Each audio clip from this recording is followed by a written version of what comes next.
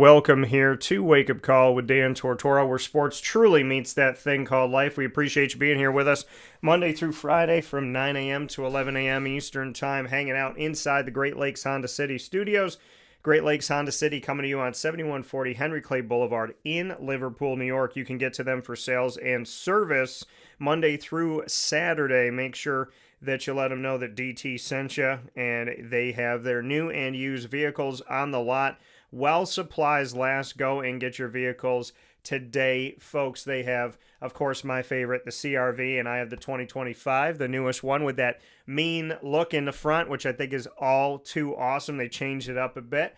So you could get the CRV, the Ridgeline that my dad just got. They have the Accord, as well as the HRV, the Pilot, the Civic, and more at GreatLakesHondaCity.com, a place that I've trusted for my vehicles for over a decade. So make sure you head out there today and get a sneak peek at GreatLakesHondaCity.com. We are with you up and down the East Coast, the Midwest, the West Coast, and all around the globe on YouTube.com and Facebook.com, both /WakeUpCallDT.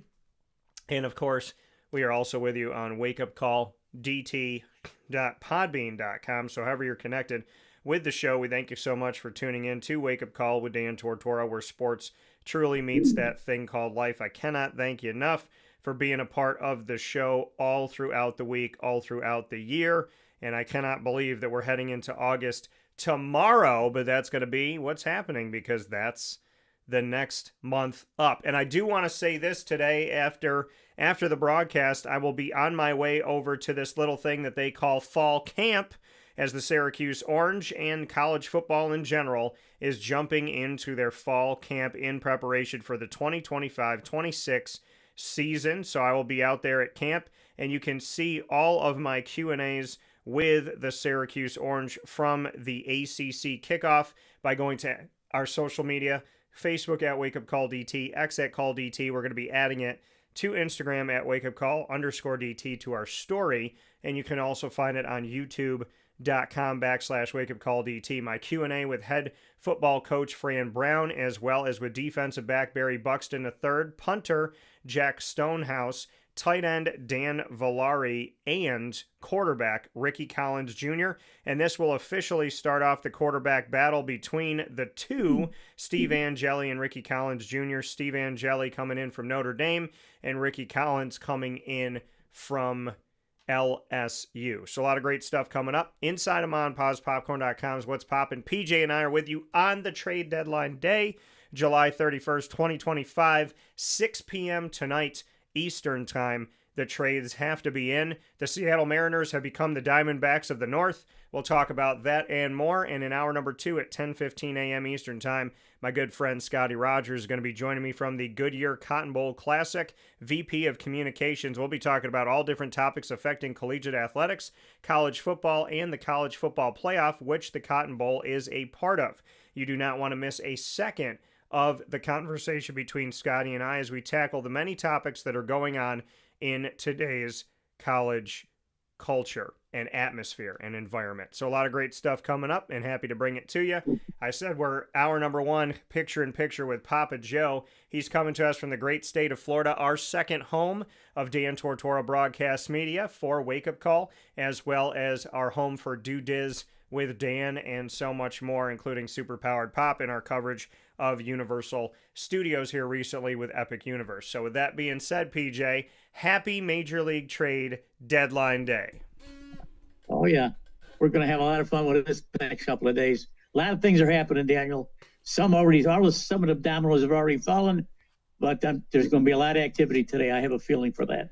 Yeah, and what I love, and this is a grace, this is by the grace of God, you and I chose to do Thursdays to broadcast together here on Wake Up Call, and little did we know that this was going to put us in a situation where when baseball was on hiatus and they were striking, we were here and we were able to talk about it. When baseball came back, it came back on a Thursday. When baseball opens up their seasons, typically they're opening up for us on a Thursday. The trade deadline's on a Thursday. So all I'm saying is God must be looking kindly on Papa Joe that Major League Baseball has their big days on the days that you and I are talking. Well, that's true. That's nice. Nice to hear that, Daniel. That's a nice tribute. So, Thursday, huh? I'll tell you what. I'm going to answer your question on the air. You asked me yesterday, Yeah. or you texted me yesterday, what car did I buy? Yes. And the answer is a 1965 Chevrolet Malibu Supersport. 4-speed, air conditioning, disc brakes. That's it. Baby blue. I love it. That's it, Mary. And you got baby blue. Now I gotta Yeah. ask, did you do it with MT's knowledge, or did you tell MT after you did it? Oh, gee, what do you got to ask me that for, Daniel? My goodness. Jeez. He's over here laughing. Well, I'll tell you, we talked about it, and she negated the deal. Okay. And then she came back and said, "Oh, Joe, it'd be good for you. Be good for you." So anyway, we made provisions to do that. Okay. Yeah, she's a trooper, Daniel. You know that. Yeah. No, I know that. But yeah, you called me up yesterday and you said I bought another classic car. So where did you find this car, and how did this all come about? Tell us the story of how this happened. Well, I do a lot of research online all the time. The way you do your thing online, I do my thing with cars online. Even when I didn't have any, which I don't at the particular moment because we sold everything that we had, and I'm looking and looking and looking, and I'm seeing some of the cars that are, beyond my budget. Let me tell you, Yeah. cars for a couple of $100,000 that are beautiful. I'm thinking to myself, why can't I have a nice classic that I don't have to do anything with? All the cars that I've bought, I've had to work on and bring them up to my standards. And it takes a lot of time, takes a lot of money, and sometimes the effort doesn't come to fruition. So with that, I said, well, I'll look around for something that maybe I can snag for something, obviously for a lot of money. And my friend Sidney Hobbs he owns the Classic Car Museum, Yeah. which is right around the corner from us on US 1 South. And I sent him a text one day and I says, Sidney, I'm getting itchy feet. You got a Chevy up there you don't need? Big question mark. He had a big kick out of that. So he responded back. He said, yeah, I got a couple here. I got a Malibu Supersport 65 and I have a 74 Corvette that's been for anyway. The 74 Corvette I didn't want a Corvette because I already had one. And I said, okay, it sounds interesting. The 65 sounds interesting. Yeah. So I went up to see it. And of course I had to call Joe and have them meet me there because he has to get underneath the car and check things out. I can't get underneath cars anymore. So we looked at it and it's beautiful. I mean, it doesn't need a thing. It's in excellent shape. Not great shape, but in excellent shape. It is a 65, of course. It's a baby blue outside, white interior, in 327 engine, and a 4-speed. Now, MT balked at that a little bit because she's had experience with stick shifts, but not 4-speeds. Because we had a 3-speed 50 Chevy that she used to drive. Yeah. So she's got a good touch. She'll be just fine. So we're gonna pick it up tomorrow morning after our show. Well, I was gonna do it today, and she said no. Anyway, I got to go up there anyway. And tomorrow we're gonna go get the title and registration and get tags and things like that for it. So I got a couple trips ahead of me. Yeah, I'm excited for you. I'm excited for MT, and I'm excited for the opportunity to drive it when I come down there. So, well, of course. And you drive stick shift? You're gonna have to teach me, PJ. But Baby Blue, that's some North Carolina stuff, and as you know, and I'll be airing it this week. I had the opportunity for the first time ever to interview Bill Belichick, who's now in his Baby Blue with the North Carolina Tar Heels. So we got some good stuff going on here. Papa Joe and I speaking on Major League Baseball on the day of the 2025 trade deadline. That deadline will be 6 p.m. Eastern time tonight. And if you're wondering what's going on, well, guess what? PJ is going to be with us tomorrow, as well as PJ will be joining us 9 a.m. to 10 a.m. Eastern time tomorrow, as we will go to what happened after the show. So our trade deadline is a 2-part series here on Wake Up Call with Dan Tortora. We're coming to you on the Major League Baseball trade deadline day, and then we'll be with you tomorrow morning to talk about everything that happened after PJ and I spoke this morning, because 6 p.m. Eastern time tonight is going to be the last moment that any of those faxes can come in. So, PJ, first thing I want to get to, I know you got a lot of stuff that we want to talk about here. First thing I want to get to, though, is the fact that the Seattle Mariners have snagged 2 of my Diamondbacks. Josh Naylor and Eugenio Suarez are both Seattle Mariners. Suarez, it happened most recently, and Josh Naylor's already been with the team. And how about this? Josh Naylor goes up to Seattle, and he is the first Seattle Mariner player in the history of the franchise to have 4 stolen bases in his first 4 games. So nice to know that Naylor is already doing well, not with the Diamondbacks. Obviously, I hope the best for him, all jokes aside. But Josh Naylor killing it. First Mariner with 4 stolen bases in his first 4 games with the team. And now Suarez is going to be joining his former Diamondback teammate in Seattle. So I guess I'm going to call Seattle Diamondback North. Your thoughts, PJ? Yeah, they're both excellent players. I noticed Suarez was shopped around multiple teams. And, of course, the one team that didn't get him, because I think the price was a little too high, and that was the Yankees. I know the Yankees desperately wanted him at third base. Sometimes when you trade for these guys, you got to be careful what position they play. Now, Naylor is a good first baseman. He's got a good glove. He fields well. He's a little chunky. I'm surprised he's got 4 stolen bases, but that's good because he's a all-around player. Now, Suarez, yeah, he's a killer. I think he's got 36 RBI or 36 home runs and almost 80 RBIs or something like that. He's an exceptional player and a great glove at third base. So the Yankees lost out on him. They picked up McMahon, though, from Colorado, which we'll talk about later. Yeah. But both of these guys are Class A guys, and Seattle is going to make a run, and they're going to make a run against the Houston Astros, which are in first place in their division. Mariners are only 5 games back. Yeah, and like you said, I mean, when we're looking at it, and you spoke about the fact Seattle and Houston are going after this thing, and they've been fighting with each other for a while. So, this is not just something that happens this season. It's something that's happened a lot. So I'd love to get your thoughts, PJ, on where you think that division is at in the AL West with the Mariners fighting with the Astros. Do you think the Mariners now have a shot with some of these moves that they've made? Oh, absolutely. They're only 5 games back. But I was thinking, why don't I go through the lineup first? Yeah, go and ahead. Then we'll go into that. Is that good? Yep. All right, let's start with the American League East. The Blue Jays are up 4 games over the Yankees. Blue Jays are 64-46. Blue Jays are not backing down from the big bad Yankees. The Yankees are pitiful. They're 5-5 in their last 10 games, and before that, they were 2-8. They can't run, they can't steal, they can't field, they can't hit for homers. They're a mess.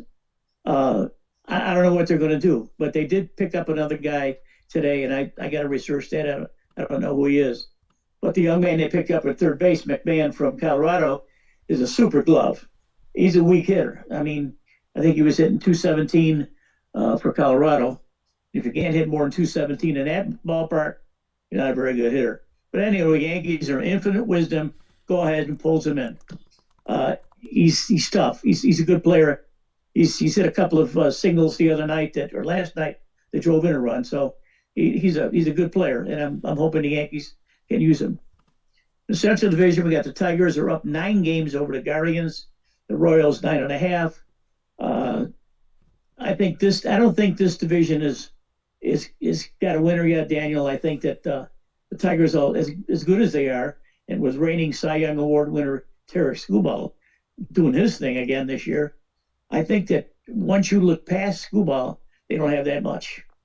I look for the Royals still because they're my favorite team from last year to make a run.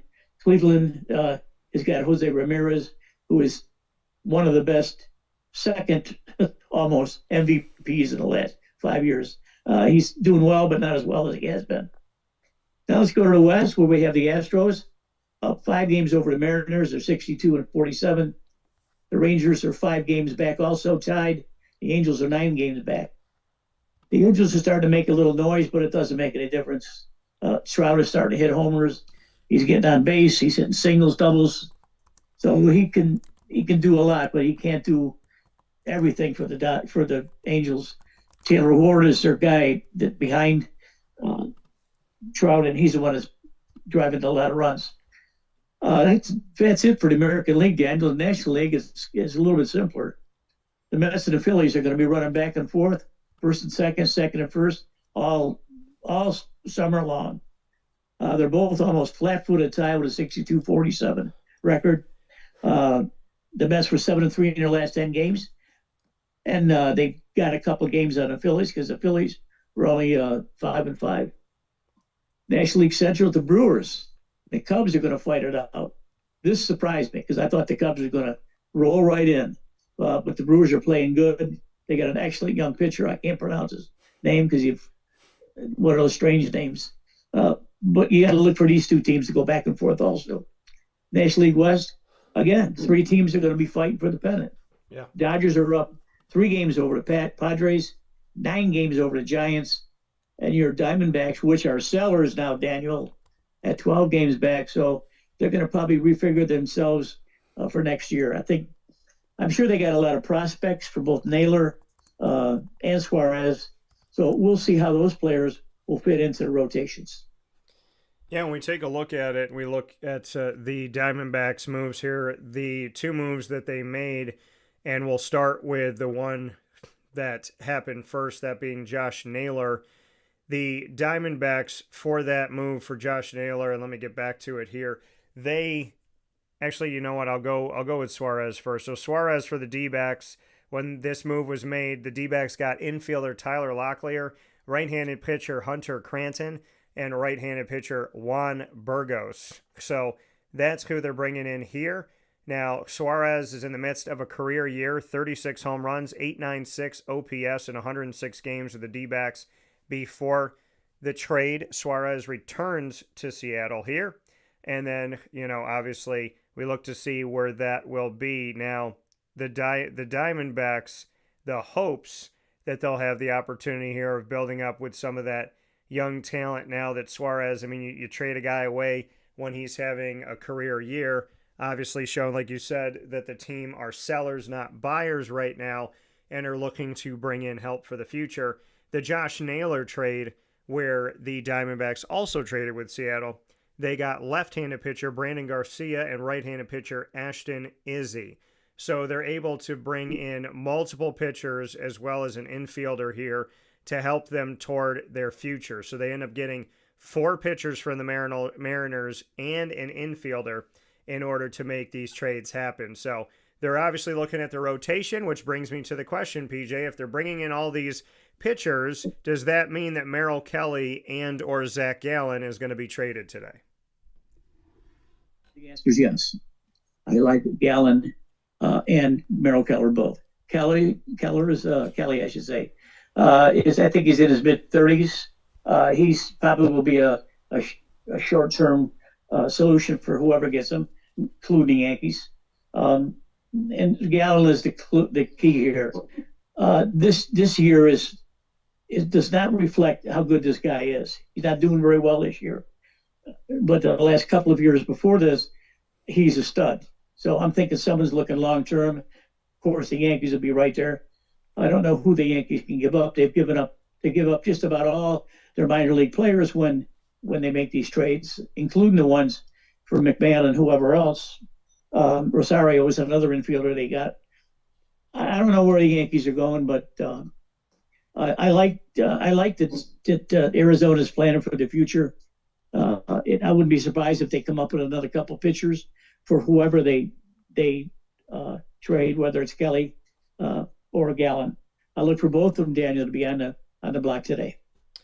Yeah, we'll see, and this would be an end to a fan. It would be the end to the team that made it too, and it would be a sad moment because Gallen and Kelly such a huge part of how the Diamondbacks got to their last World Series in 2023 that I went to with my dad out in Phoenix, Arizona.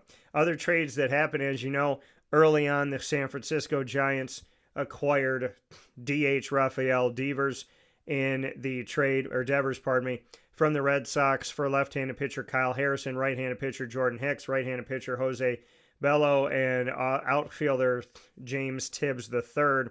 That was back on June 15th. And then outside of the trades with the Mariners and the Diamondbacks, the Phillies acquired right-handed pitcher Duran from the Twins for catcher Eduardo Tate and right-handed pitcher Mick Abel. The Mets, who have been, you thought maybe they'd be looking for some pitching, and they are. The Mets acquire right-handed pitcher Ryan Helsley from the Cardinals for multiple players. They had to give up infielder Jesus Baez, right-handed pitcher Nate Dome, and right-handed pitcher Frank Elisalt. So they bring in Ryan Helsley, hoping that he's going to be a guy that can hopefully help them. And the Yankees have got Ryan McMahon for the Rockies, as you mentioned, PJ, a third baseman, for left-handed pitcher Griffin Herring and right-handed pitcher Josh Gross. And when we look at Ryan McMahon, when we were talking in the past, PJ, about what do the Colorado Rockies, the worst team in baseball, if they are selling, what could they possibly be giving up? And the conversation was to look at a guy like Ryan McMahon. With Ryan McMahon in 100 games this year for Colorado and 350 at-bats, he had 42 runs, 76 hits, 15 of those to second base, 1 to third base. He had 16 home runs, 35 RBIs, and 49 walks this season. Now he is a Yankee, and he's 5 games in. The Reds acquired right-handed pitcher Zach Littell, as well as, and the Rays acquired catcher Hunter Fiducia and right-handed pitcher Brian Van Bell. And the Dodgers, also a part of this 3-team deal, got left-handed pitcher Adam Saranowski, right-handed pitcher Paul Gervais, and catcher Ben Rortvedt. And then we look at the Mets. Interesting. The Mets got Tyler Rogers from the Giants for right-handed pitcher Jose Budo, as well as right-handed pitcher Blake Tidwell and outfielder Drew Gilbert. Drew Gilbert, fun fact here, a prospect for the Mets last year, coming to the Syracuse Mets last season and starting off the season in AAA baseball. Tyler Gilbert has been here on Wake Up Call, as I had the opportunity to interview him last year. So that's kind of cool to see he's a part of this move. So again, the Mets are giving up multiple players in the last 2 things that I've talked about, the 2 moves that they've done here.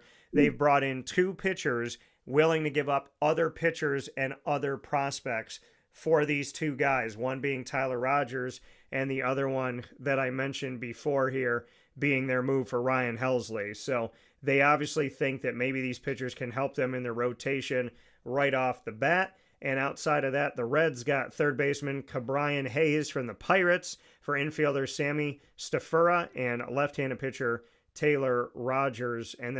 So Tyler Rogers, not to be confused. The Brewers also acquired first baseman Andrew Vaughn from the White Sox for giving up right-handed pitcher Aaron Savale. And then we look at the Cubs getting right-handed pitcher Michael Soroka.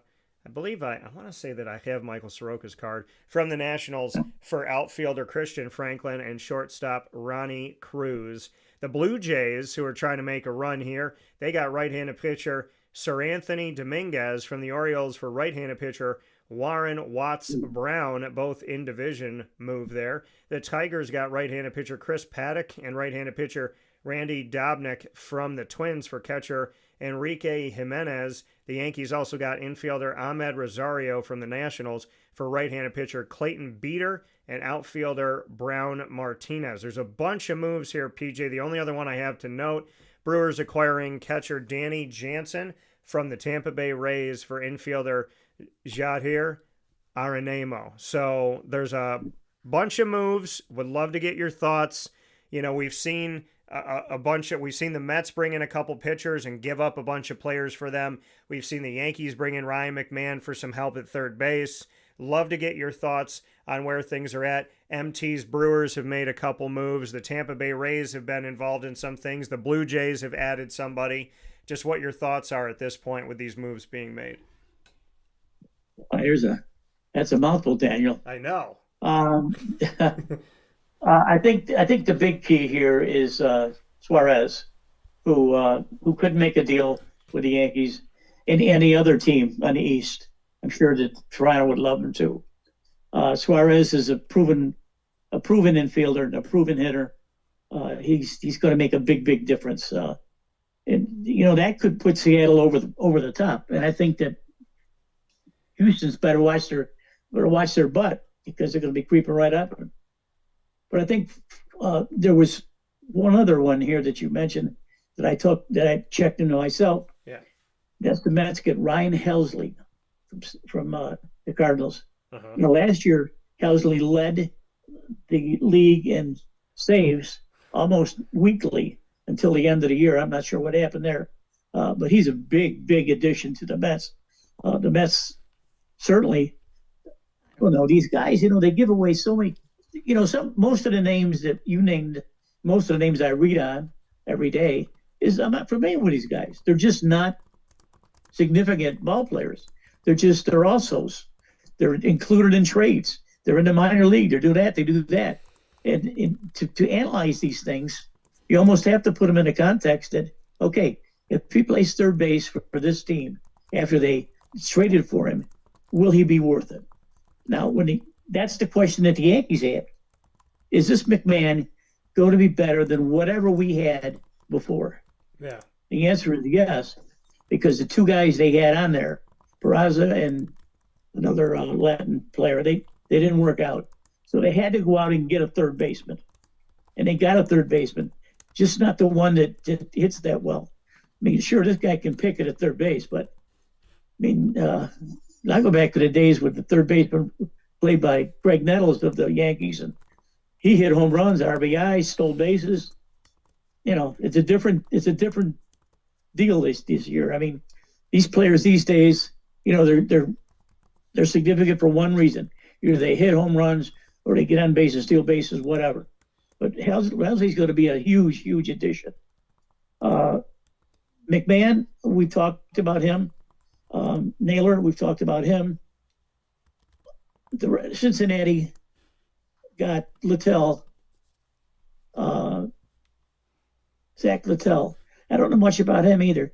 See, without looking these guys up, you don't have any way to talk about any of them. Here's another one. This is a big one. This is the real big one. This is Ke'Bryan Hayes from Pittsburgh. Yeah. Pittsburgh going to Cincinnati. Now, Hayes was another one that the Yankees tried to get. But he comes with baggage because he's got a big contract. And it seems like when these guys get big contracts, they just don't play up to it. That goes with anyone, not Mr. Hayes, anyone. Yeah. He plays a good third base, but he hasn't been hitting this year. He hit last year. He's not hitting this year. He's in the same way that Sweet McMahon is for the Yankees. But the Reds are climbing back into the Central National League East, or Central, I should say, with the Cubs and the Brewers. And I watched the Reds play yesterday. They got, I think, one of the best players in baseball, Eli De La Cruz at shortstop. But this is a huge win for them, Daniel, and it could move them right up into the same categories the other two ones I just mentioned. Yeah, I mean, and like you said, I mean, with all these moves being made and all these things happening and a lot going on at once here as we see this, I mean, I will say that at least baseball gets eventful here. Sometimes we see eventful moves in the NFL and in the NBA. Sometimes we don't, right? Sometimes there's not a lot of traffic. Sometimes there is. But in the case of these teams in baseball with, so much focus on their prospects and what they have for the future and whatnot and what they can have right now, there's a lot of movement that we see in baseball that we're seeing right now in this baseball world in this specific trade deadline time here for the 2025 season. And speaking on the New York Mets, they also made a move for Gregory Soto, a left-handed pitcher. So the question I'm putting up on X, the former Twitter right now, @CallDT, make sure you follow us there and vote in our polls. With the New York Mets making trades for 3 pitchers, do you believe that they have enough to win the NL East in the 2025 Major League Baseball season? That's the question that's going up right now. They've made moves for 3 pitchers. Talk about the Yankees needing pitchers. Well, the Mets jumped ahead here and said, all right, well, whatever. You need pitchers in another borough. That's not our problem. We're going to go out here and get the pitchers that we think we can help our team with this season and put ourselves in good footing. So the question becomes, PJ, have the Mets done enough here? They went in this trade deadline and they went out and got 3 pitchers. They were willing to give up prospects they were willing to trade away people, I should say, in general, for these pitchers. And they brought in 3: Gregory Soto, a left-handed pitcher, right-handed pitcher, Tyler Rogers, and right-handed pitcher Ryan Helsley. So the question is now up and live on our X @CallDT. That's @CallDT on X, CALLDT. The other one is up as well with the additions of Josh Naylor and Eugenio Suarez from trades with the Arizona Diamondbacks. Will the Seattle Mariners win the AL West in the 2025 season? So would you like to answer these questions, PJ? The Mets make moves for 3 pitchers. Have they done enough? And do you think it was the right focus for them to win the NL East? And will Seattle win the AL West with Naylor and Suarez? I think the Mets, this is a big deal for them too. But, I think they have the firepower with Alonso and Lindor, Nemo. These guys can score runs and hit homers. You heard me say it 100 times. You win pennants with pitching and defense. And they got the offense to go. They just need the pitching to go forward. The players if you don't see them, the players that they trade for, if you don't see them pitch, you can't objectively say anything about them. I don't know half of these guys. I mean, and I know what I'm doing. So if I see a pitcher that was traded and is going to go start for someone, I'm going to tune it on at my MLB package and take a look at them and see if they're okay or not. And can they throw 100 miles an hour? Can they throw sliders? Can they throw changeups to get outs? Pitching is what you can do with the 4 best pitches that you got. Usually sometimes it's 3, but the 4 best pitches you got fastballs, you got sliders, you got changeups, and you got splitters. If you can get out with those guys, with those pitches, then you're going to make it in this league. A lot of these kids just don't have that. And to answer your question about the hitters, when you're in professional baseball or even high minor league baseball, just about everyone can hit a fastball. You can hit a fastball in high school, in little league, but when you get in leagues that pitchers throw different pitches, this is the problem you have. If you can hit curveballs or splitters or changeups along with fastballs, you're probably going to stay in the league for quite a while. But I even watch Ohtani swing at some of the awful pitches I've ever seen thrown. Ohtani is a sucker for a sweeping curveball outside the zone. He can't reach it, for one thing, but he swings at it because he looks good coming in. But it doesn't look good when it comes in because it's going to go wide of the zone. He's terrible at that. And, he's lead the National League in hitting. So, I don't know. There's something I want to bring up about Hayes. Yeah. This guy's going to make a big difference. I noticed he's hitting. He's only see Hayes. He's not hitting too well, but he's got elite defensive skills, which is going to make a big difference to this Cincinnati. Cincinnati's got the firepower to do this, but defense and pitching wins pennants, Daniel. And until we see some of these youngsters on the mound, we're not going to get a good judge of how they fit into our way of thinking and Major League thinking.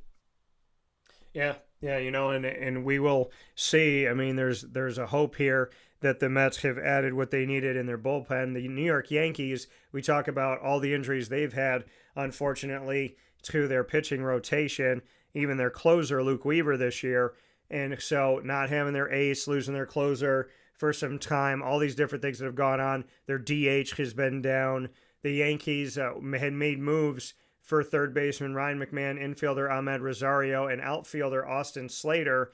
The question is this enough for them to, the three moves that they made, is this enough for them to vie to compete? Is this enough for them to compete for a real shot for the AL East title this season? And that's really the question that comes up here. PJ, what do you think? I think they do, but I'm looking up something here as we speak, and I'm going to answer that question furthermore.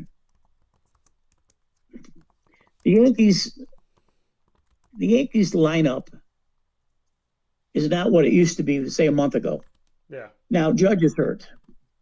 They're stuck with Trent Grisham. Plays a good center field, but is not a pure hitter. But he's got some homers and he's got some RBIs this year. And last night against the Rays, I watched this game. He leads off. He's got a home run. Okay, good. You got Ben Rice, who multiple teams are after, period. You heard it from here. Someone will grab this guy if the Yankees want to give him up. Right now, the Yankees are saying they don't want to give him up.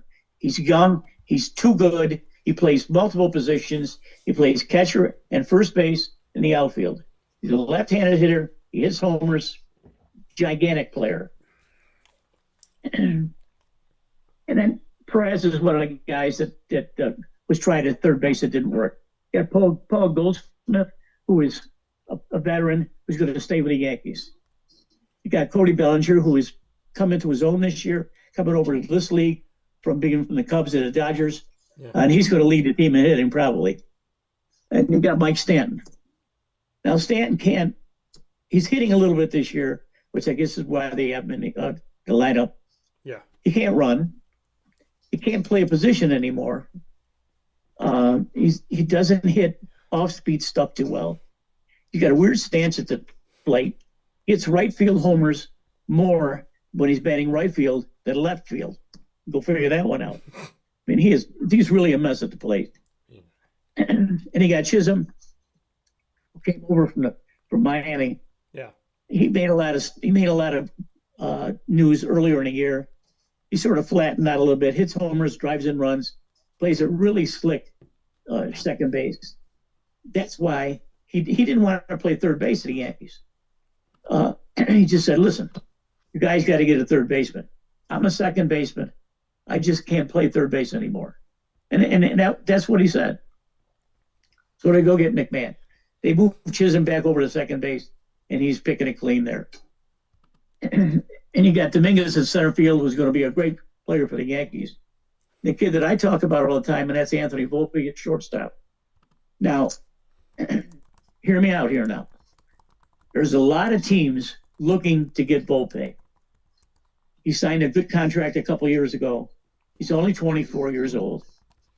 The Yankees are ragging on him, and the fans are ragging on him because he makes a few errors here and there. Yeah. He doesn't hit very well this year. He's only hitting .217. Now, you know from me fussing about last year with Corbin Carroll, you can't hit .217 or .220 in this league above the Mendoza line. Unless you're Corbin Carroll, who is a super player. Volpe is in the same kind of condition. He's hitting home runs. He's driving in runs, but he's not hitting for average, which is why he's all the way down in the order. Austin Wells is their catcher. When Ben Rice, when he needs a rest, Rice will come in for him. And Anthony Volpe, I hope the Yankees stick with him. He's a good kid. He's a hard-nosed player. He makes a lot of throws from shortstop. He made some throws like Jeter used to do, running to his right, grabbing it, leaping in the air, turning, and hitting first base. That's impossible to do, except for Jeter and Volpe. Volpe can play. I just hope that the Yankees leave him alone, let him work out his problems. I mean, 2 years ago, he was a Gold Glove winner at shortstop when he was a rookie. Leave the kids alone. I always say that for a lot of kids. Don't trade Rice. Don't trade Volpe. Yeah, what the Yankees need to do, and somebody just wrote this in, they need to focus on pitching. I understand that, with Judge being out, you want to get some hitting, and you're trying to figure out third base, so you bring in Ryan McMahon. Understood, right? But you got to go after pitching. We just got that message that came in from somebody that wrote in. Our polls are already off to a great start on X. All three of the polls that went up, because I just put up another one. So with the addition of Josh Naylor and Eugenio Suarez from trades with the Arizona Diamondbacks, will the Seattle Mariners win the AL West in the 2025 season? 83.3% of you say yes. 16.7% of you say no. The New York Yankees have made moves for Ryan McMahon, infielder for third baseman Ryan McMahon, infielder Ahmed Rosario, and outfielder Austin Slater. Is this enough for them to compete for a real shot for the AL East title? 100% of you have said no. 0% of you said yes. And will the New York Mets, making trades for three pitchers, Soto, Rodgers, and Helsley, with those moves, do you believe that they have enough to win the NL East in the 2025 Major League Baseball season?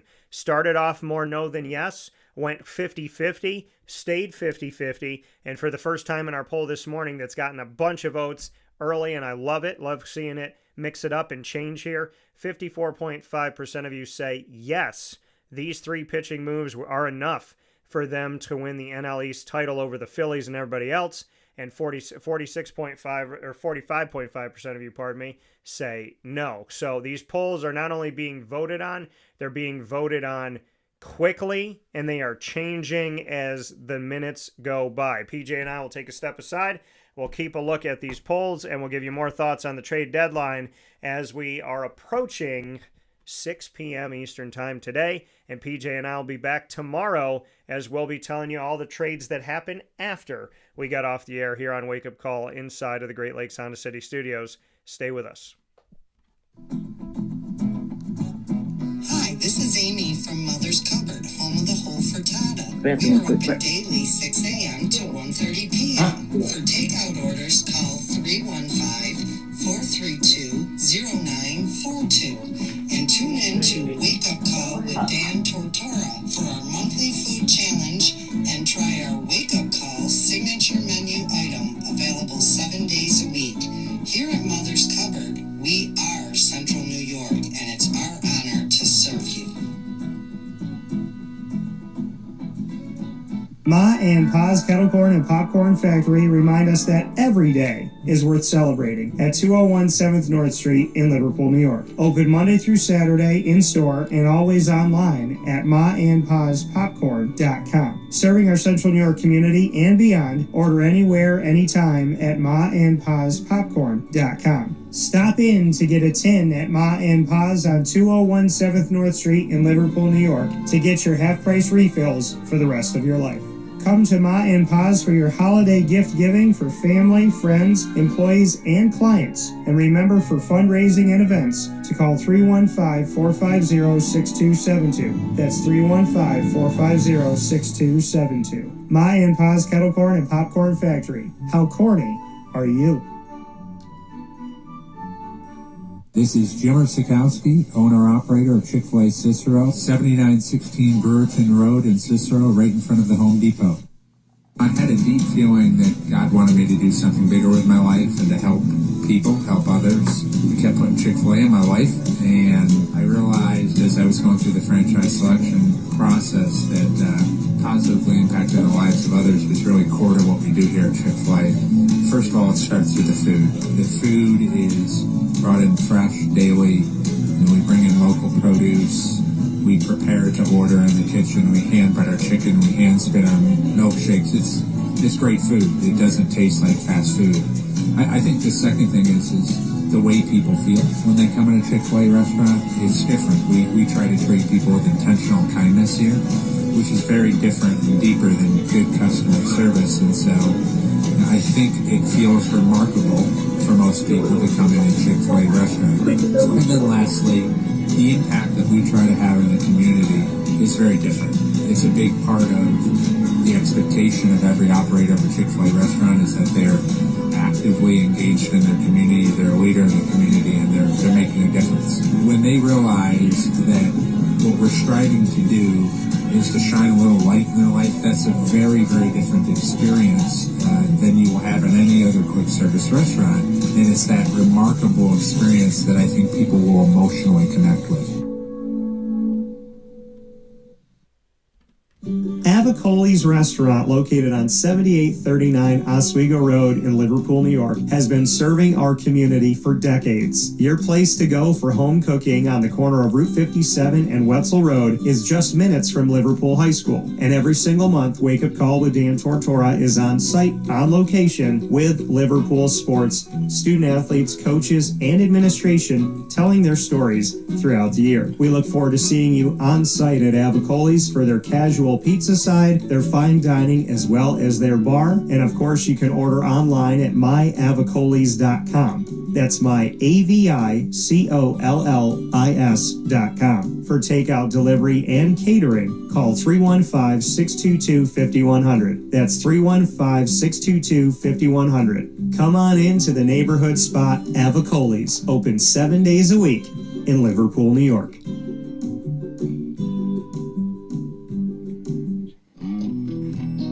K9 Campground Dog Boarding is your home away from home for your furry-loving friends. Open 7 days a week with drop-off and pickup times in the morning and later on in the day and early evening. K9 Campground Dog Boarding is the spot to trust with your dog for short and long-term stays. Call 315-299-4013 for more information. That's 315-299-4013, and go to k9campground.com as well. That's K9,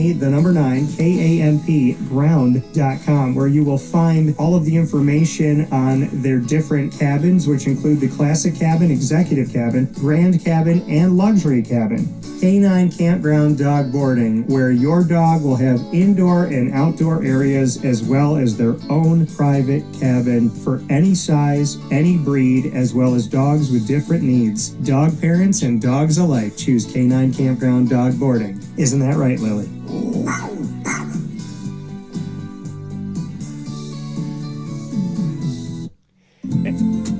Looking for your next ride? Look no further than Great Lakes Honda City, located on 7140 Henry Clay Boulevard in Liverpool, New York. Serving our community for decades, their new and pre-owned vast array of vehicles are available to you Monday through Saturday on site. To search from home, shop at GreatLakesHondaCity.com. Call 315-365-5576 to set up an appointment. That's 315-365-5576 for Great Lakes Honda City, 7140 Henry Clay Boulevard in Liverpool, New York. Great cars, great people, Great Lakes.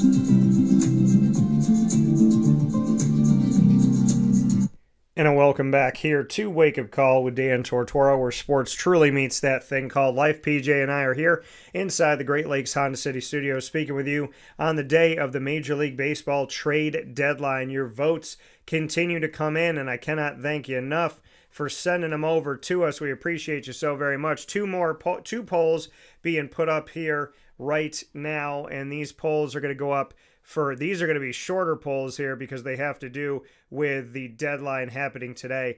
What's your vote? Will Arizona Diamondbacks pitcher Merrill Kelly be traded before the 2025 deadline? That poll just went up, and there's one that's going up about Zach Gallen as well. PJ is going to have to send me some type of care package. Him and MT might have to come pick me up and bring me down to Florida and get me in the pool and kind of swaddle me like a baby if they both get traded here. PJ, what's your thoughts?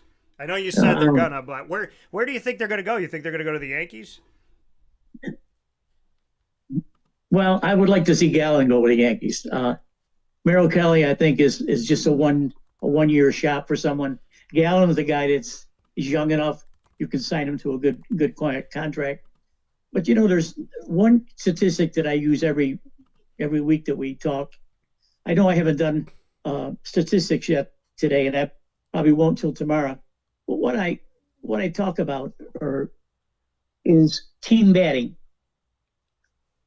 and you'll notice that whatever team is hitting well and pitching well, you're going to see them up there close. Let's look at the American League. Yeah. American League, the American League, Toronto. is at bat averaging 265 at the plate. Now, Houston is second at 257. That's 8 points. That's significant, very significant. Now, when you go to pitching, the Texas Rangers are leading with an ERA of 3.22, Kansas City 3.53. You go down the line, all the way down the line, and you've got the New York Yankees at 3.97, almost 4 runs a game. That's not going to work, folks. That's not going to work. Now, if we go to the National League, I think, if I can. National League, San Diego, no surprise, batting-wise, the Cubs are batting at it, averaging 255. Of course, they're in the first place in their division, or sort of like with Milwaukee. The Dodgers hitting 255. And you got Philadelphia 254 and so on. All the way down the line here, you got the San Francisco Giants. We're only hitting 232. They're not going to win a pennant doing that. Now we go to pitching. This is no surprise either. San Diego, with their big selection of good pitchers, their ERA is 3.55. Their lead with the Mets back to 3.58. The Brewers at 3.63. You go all the way down the road here, the Dodgers, almost last at a 4.24 ERA. Now, if you remember, reading all your and listening to everything before the season started, the Dodgers got the best pitching staff in the National League. They're going to roll right in. They're going to do this. They're going to do that. Well, here we are talking in the second part of the year. 5 of their pitchers are on. 4 of their pitchers now, because Glasgow was off. 4 of their pitchers are on major or injured list. They're not going to pitch this year probably. They got to rely on Clayton Kershaw, who's 1 million years old. And Glasgow just came off the list, and I saw him gave up 8 innings, 3 hits, 1 run. The other day, he's nasty. Got a nasty splitter. So when you're looking for teams that are making a move, you hope that the players that we've been talking about, and most of the players, believe me, I don't know that much about the Stars, certainly. But the players that are being added to these rosters that are sort of insignificant to us, but are significant to the teams that get them, those are the ones that are going to make a difference in those averages right there, the team batting and the team pitching in every league. Yeah, and the Yankees needing help here in both.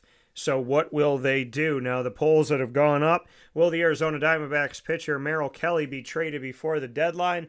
Also, Zach Gallen, will he be traded from Arizona before the deadline? And the early voting, Merrill Kelly, 100% of you believe he will be traded before the deadline. Now, the New York Yankees here, the moves for Ryan McMahon, Ahmed Rosario, and Austin Slater, we did get a little bit of votes in favor. Will they have a real shot for the AL East title? It was 100% no. Now it's 91.7% no. 8.3% of you believe that they have a shot. The Mets have flipped here. It was no, then it was tied. Now it's even more yes. 65% of you believe that the 3 pitchers the Mets brought in will put them in a place to have enough to win the National League East title. 65% yes, believe it can happen. 35% are saying no. And with the addition of Naylor and Suarez from trades with the Diamondbacks, will the Mariners win the AL West? 85.7% of you say yes. 14.3% of you have said no. And I do want to make a note of this, PJ, here. Before the deadline, which is 6 p.m. Eastern Time tonight, July 31st of 2025, the names that are on the list that could go somewhere: Sandy Alcantara, Zach Gallen, Mitch Keller, and so on and so forth. Merrill Kelly, they're saying the thoughts out there are the Cubs, the Astros, the Blue Jays, Yankees, Tigers, Red Sox.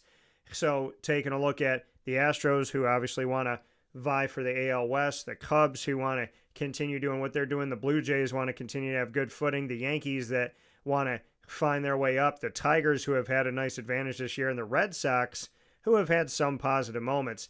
They said that Baltimore, from what I'm looking at here, the notion is that they are sellers. Ryan O'Hearn, first baseman in the outfield, He's out there right now, as well as Charlie Morton, their right-handed pitcher, Cedric Mullins, their center fielder, as well as Raymond Loreno, an outfielder for the Baltimore Orioles, all on this list of potential moving parts here before the deadline. Then we have Mike Tauchman, outfielder for the Chicago White Sox, and also from the White Sox, Adrian Hauser, a right-handed pitcher. And on this list, Marcell Ozuna, DH for the Atlanta Braves, Griffin Jax, right-handed pitcher for the Minnesota Twins. And of the Pirates, not Paul Skeens, but David Bednar and Dennis Santana, right-handed pitchers that some believe may move before the deadline. Is there any of those or anybody else, PJ, that you want to add that you think is going to move before the deadline tonight? It's a mouthful right there, boy. I know. I do am looking at a couple pitchers from the Marlins, Sandy Alcantara, who was a Cy Young Award winner a couple years ago. He's not fallen on hard times. He hasn't been as good as he has been. I think he's a major player here. Charlie Morton, which I think he signed with Baltimore for 1 year or 2 years or something like that. Now Charlie Morton is in his mid to late 30s. So again, Charlie Morton would be a starter that you could put in for 5 innings for a team that's got vying for a pennant. Would be nothing wrong with that. Zach Gallen, we've already talked about. I believe that Gallen is a major player here too because of what he can bring to the table. Relief pitchers, I don't see anything there. There are some hitters that I want to talk about. We already mentioned Cedric Mullins and Orioles. Cedric Mullins made the best catch of this year last night. You got to look at it. You got to check it out. All the people that follow baseball. The kid was almost over the fence in center field and made the play. Hell of a player. I think the one player that I've talked about for 2 years is the White Sox, Luis Robert. He's a big, strapping guy, hits the hell out of the ball. But again, falling on hard times, but he's a major player here, too. I think that he's one that can go. There's a punch and Judy hitter from Cleveland, Stephen Kwan, who we talked about a lot. Stephen Kwan is from Cleveland. I think he's a major player here, too. So there are some guys out there. It all depends on the contracts, Daniel, what contracts they have with their existing teams. And if they're signable after this 1 year. Well, yeah, and we do have some more moves that have just been reported as coming in here. The Tigers adding Paul Sewald, and Paul Sewald used to be a Diamondback, but most recently a Guardian. Detroit Tigers adding to their bullpen, acquiring right-handed pitcher Paul Sewald from the Guardians, and right now there's not mention on what the Guardians got in return, but that's something that came up within the last few minutes. And that former Cy Young winner Shane Bieber will be heading to the Blue Jays from the Guardians. Your thoughts, PJ, as the Guardians are giving up 2 pitchers here, one to the Tigers and Paul Sewald, and another, a former Cy Young Award winner, to the Blue Jays, Shane Bieber. Bieber's is tough. He's tough. Cleveland doesn't have a chance this year. They're sort of like there. But Detroit is so good in their division, they're going to make room for the other teams to move up. Bieber's nasty. He's got a good arsenal of pitchers, but again, hasn't played well or hasn't pitched well.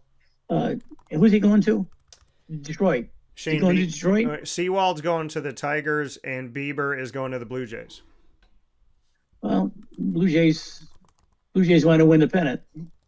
They're going all out to do it. So that's a good selection. It's a good sign. Yeah. A good sign by Toronto. Yeah, former Cy Young winner once again, Shane Bieber. So the most recent trades coming from the Cleveland Guardians, giving up 2 pitchers, Shane Bieber to the Blue Jays and Paul Sewald to the Tigers, happening in the moment. I'm going to have to keep PJ just on alerts here on my phone. We're going to have to be texting each other back and forth, wheeling and dealing, and letting you know what's going on. As PJ said, and when we looked at the standings earlier on today, the Blue Jays are in first place. They're 4 games ahead of the Yankees, 5 ahead of the Red Sox, who are making some moves and could be in the running for some of these moves yet to be made. The Tigers are 9 games ahead of the Guardians, who just gave up 2 pitchers, one of them to the Tigers. Seems kind of crazy for Cleveland, right? To give up one of their pitchers when they're the team that's behind Detroit, to say, here, Detroit, here's a guy that we have that you can use to beat us and everybody else. Kind of strange there. And then the Mariners being 5 games behind the Astros like the Rangers are. The Rangers have fought back into this thing, and not a lot of people. I feel like that's not, we didn't talk about that as much today, that the Rangers have made themselves known again. The Seattle Mariners, Texas Rangers, Houston Astros, for the last multiple years, have all vied for the AL West and have been beaten up on each other. The Mets are back ahead of the Phillies only by a half a game, and the Marlins by 9 games. The Nationals 17.5 games back. The Braves are 16 back. The Brewers are only 1 game ahead of the Cubs, so you would imagine the Cubs will be advantageous here. The Reds, have made some moves. They're in the middle of the NL Central, 7.5 games back. And, of course, the Dodgers continue to be in first place in the NL West, with the Padres 3 games behind the Giants, 9. The Diamondbacks, who have now sold 2, are 12 games back. And the Colorado Rockies have decided they're going to play soccer instead. That's it. That's good. We ran that down earlier, and it looks like we're going to go to the wire, Daniel. It looks like today is going to be very day. I'm going to go get my car very shortly. Yeah. And I'm going to have my phone with me, of course. And ESPN is going to have every possible trade, whether it is or not. The guys are going to. There's a guy that called Jeff Passan. I think it's Passan, and he's followed this thing really, really good. And he writes for ESPN.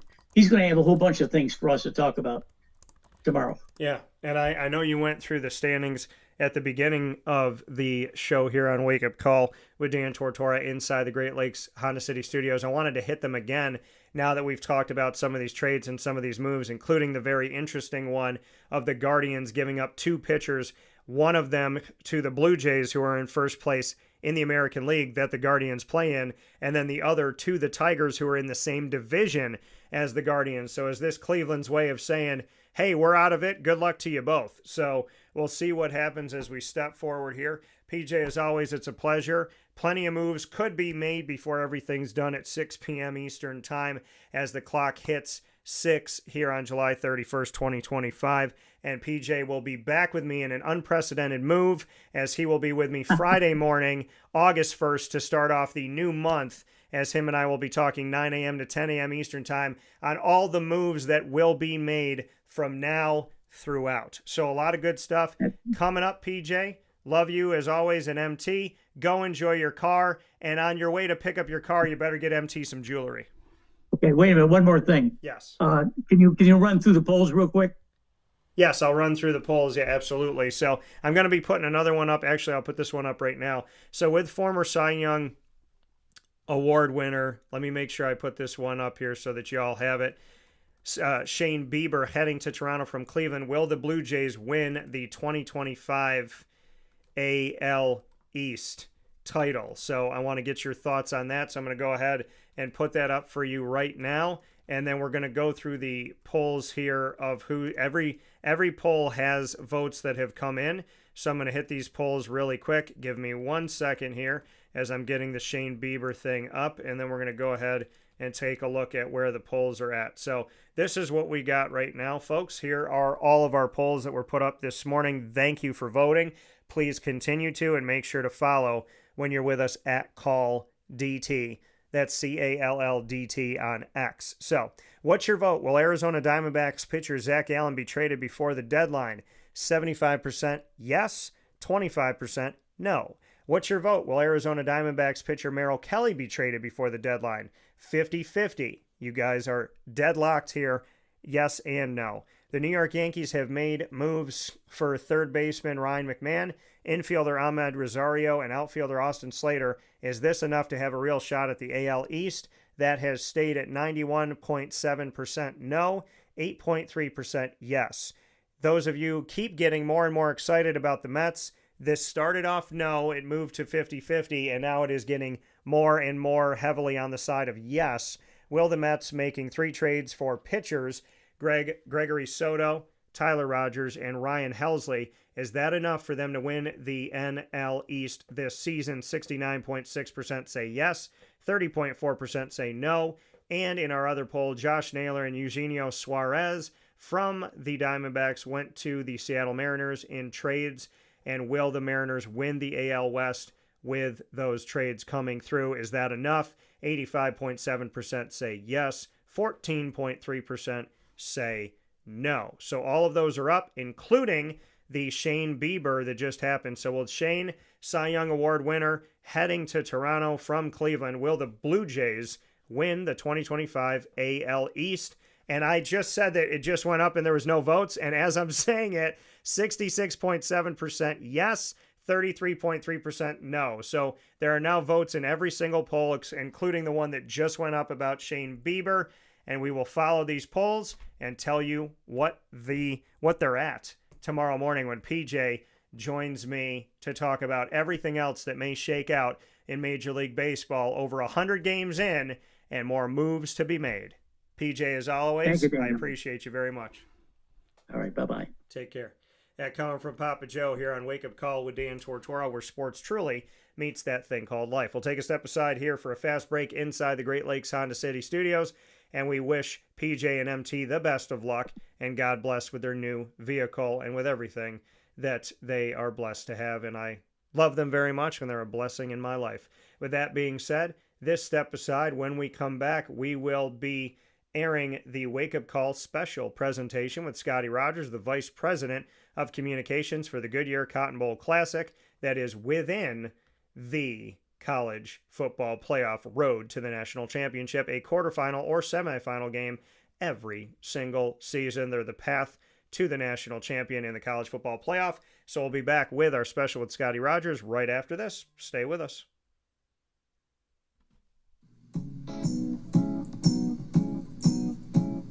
In these unique times, there are those in our community that give us a sense of normalcy and positivity. Pizza Man on 50 Oswego Street in Baldwinsville has been here for you for over 35 years and is here now. Call 315-638-1234 or order online at pizzamanbville.com to bring those familiar tastes into your home. And remember to come see our monthly on-site broadcasts centered around the community and our Baldwinsville beats. Pizza Man in Baldwinsville. Any way you slice it, they are always here for you.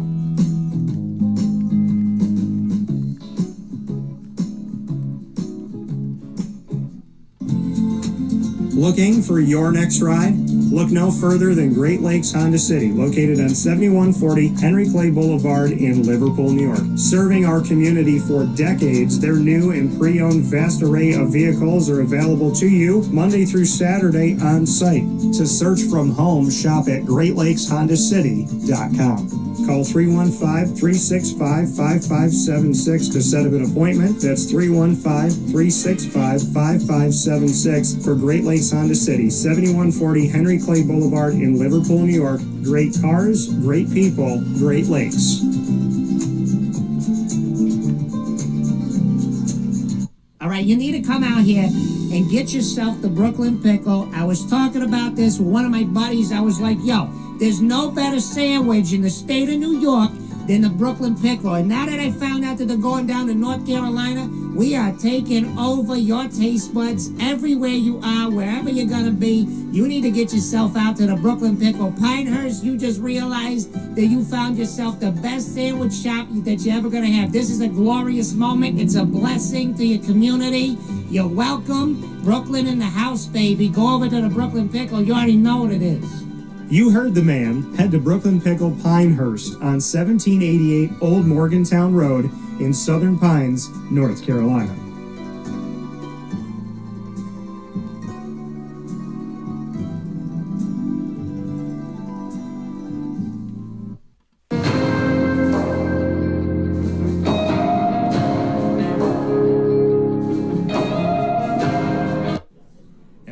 Here to a very special edition of Wake Up Call with Dan Tortora on site, on location at the ACC kickoff. We're down in Charlotte, North Carolina, and we have the awesome ACC backdrop here behind us, and I have my guy Scottie Rodgers here. And when it comes to leading the communications world, when it comes to the Goodyear Cotton Bowl Classic, and it comes to being a face of hospitality, of communication, of commitment, of consistency, I'm not just saying this because you're sitting here. Scottie Rodgers, Cotton Bowl. It's not the Cotton Bowl the way that you know it without this man. So, Scottie, welcome to the show. Hey, man. Always a pleasure, Dan. Yeah, happy to have you. So, I know that, as we're here and we do this every year, we have the opportunity to talk. The Goodyear Cotton Bowl Classic, I was speaking with somebody off the air just a few minutes ago about the fact that, it used to be in a world where you're looking at the teams and you're looking at the conferences and who's going to come in.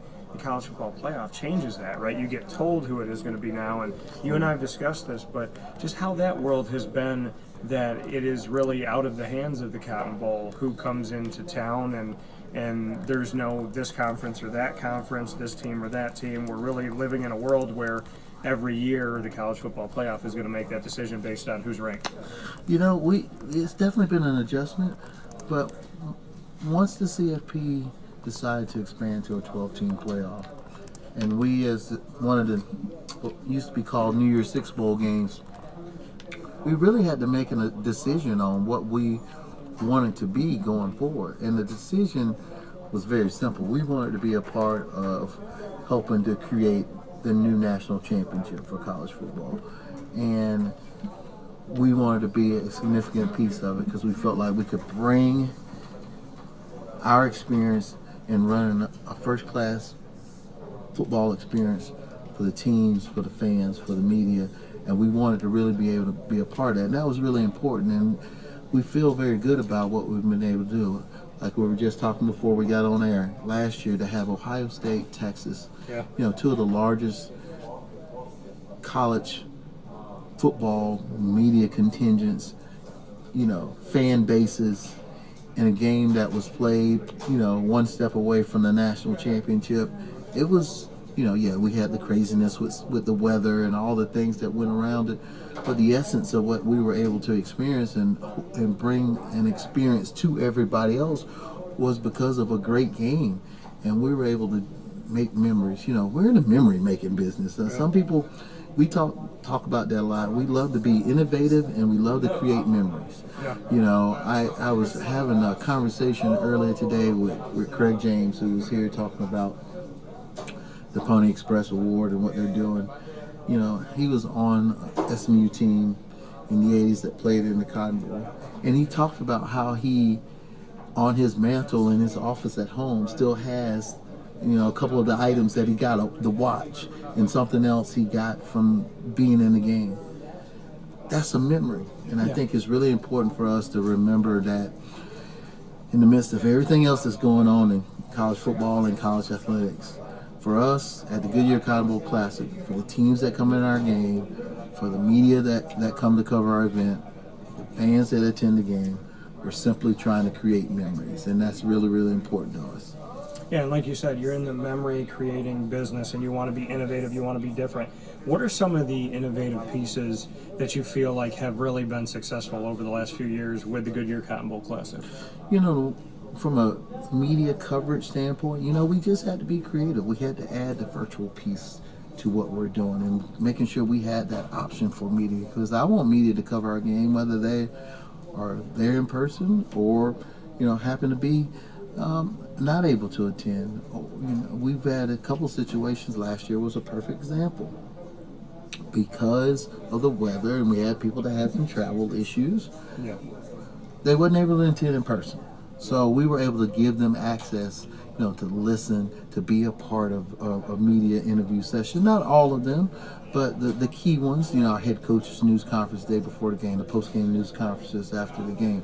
So we're able to do things like that for the fans. One of the biggest things we did last year, two big things we did, to point out is that, try to elevate the experience at our Goodyear Huddle Up Fan Fest, which is our fan event before the game, and having DJ Diesel, most people know him as Shaquille O'Neal, perform.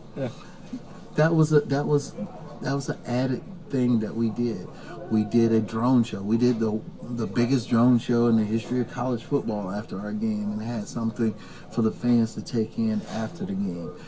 Those are just two big examples of the many things that we've done, and I think we're going to continue to try to find not only the big things, but the little things and the impactful things that we can do to make the experience better for those key constituents. We're going to always make sure that we're focused on what the teams and their experience, because we want them to be, we always want them to be paramount in what we're doing, but we also want to make sure that we do more things to make sure the experience of coming to our bowl game, as short as it may be, 2 or 3 days, especially for the fans, that it's impactful. They can have a great time. For the media that's come in, we're a stop along the way because you got conference championship game, then you got a first round game, then us this year with a quarter, then you got the semifinal, then you got the national championship. So as a stop along the way, as a very busy time, we want to make sure that those 2 or 3 days that you're in North Texas,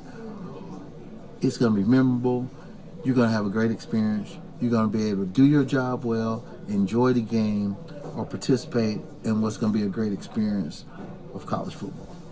Yeah, and when you look at it, it's great to be a part of the college football playoff. And like you said, when all this came together, wanting to put the Goodyear Cotton Bowl Classic in a place, like you said, who are we going to be? Who do we want to be for the future? Now you're within this. There's so many bowl games, right? There's over 40 different competitive games that are going on, and there's only a few that are included within the college football playoff. To be one of those games, like you said, the old New Year's Six, so to speak, identity is important. And I know you said when you're there with us for a few days, we want you to be able to do your job well, to be as a fan, have a great time, for the players to have a good time. But when you look at identity inside of the college football playoff, when it was 4 and you rotated in and out of the semi, now that it's 12, you're either a quarter or a semi, so you're not rotating out every year. You're always a part of the road to the national champion. But for you, the identity of the Goodyear Cotton Bowl Classic, what does that continue to be? How do you keep your essence when you are now a part of a format and a part of a bracket? I may be a little biased, but as I like to say, we're the best bowl game in the business. And we're going to make sure that we do everything that we can to keep being able to say that with confidence. It's just like everything else. I can't give you all the pieces of the secret sauce, but many things we want to make sure we be able to do. Look, we are based in hospitality.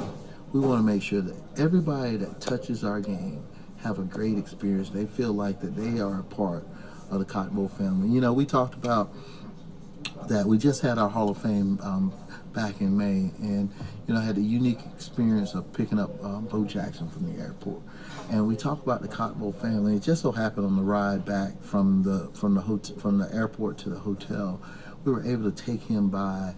We just happened to be passing by Mercy Street, which is a nonprofit in the Dallas area that several years ago our foundation, which is connected to our bowl game, separate 501c3, that we were able to give them money to help them build a field. And it was cool to be able to show Bo that he's coming in for a Hall of Fame, and he played in our game. He had a great experience playing in our game, even though his team lost.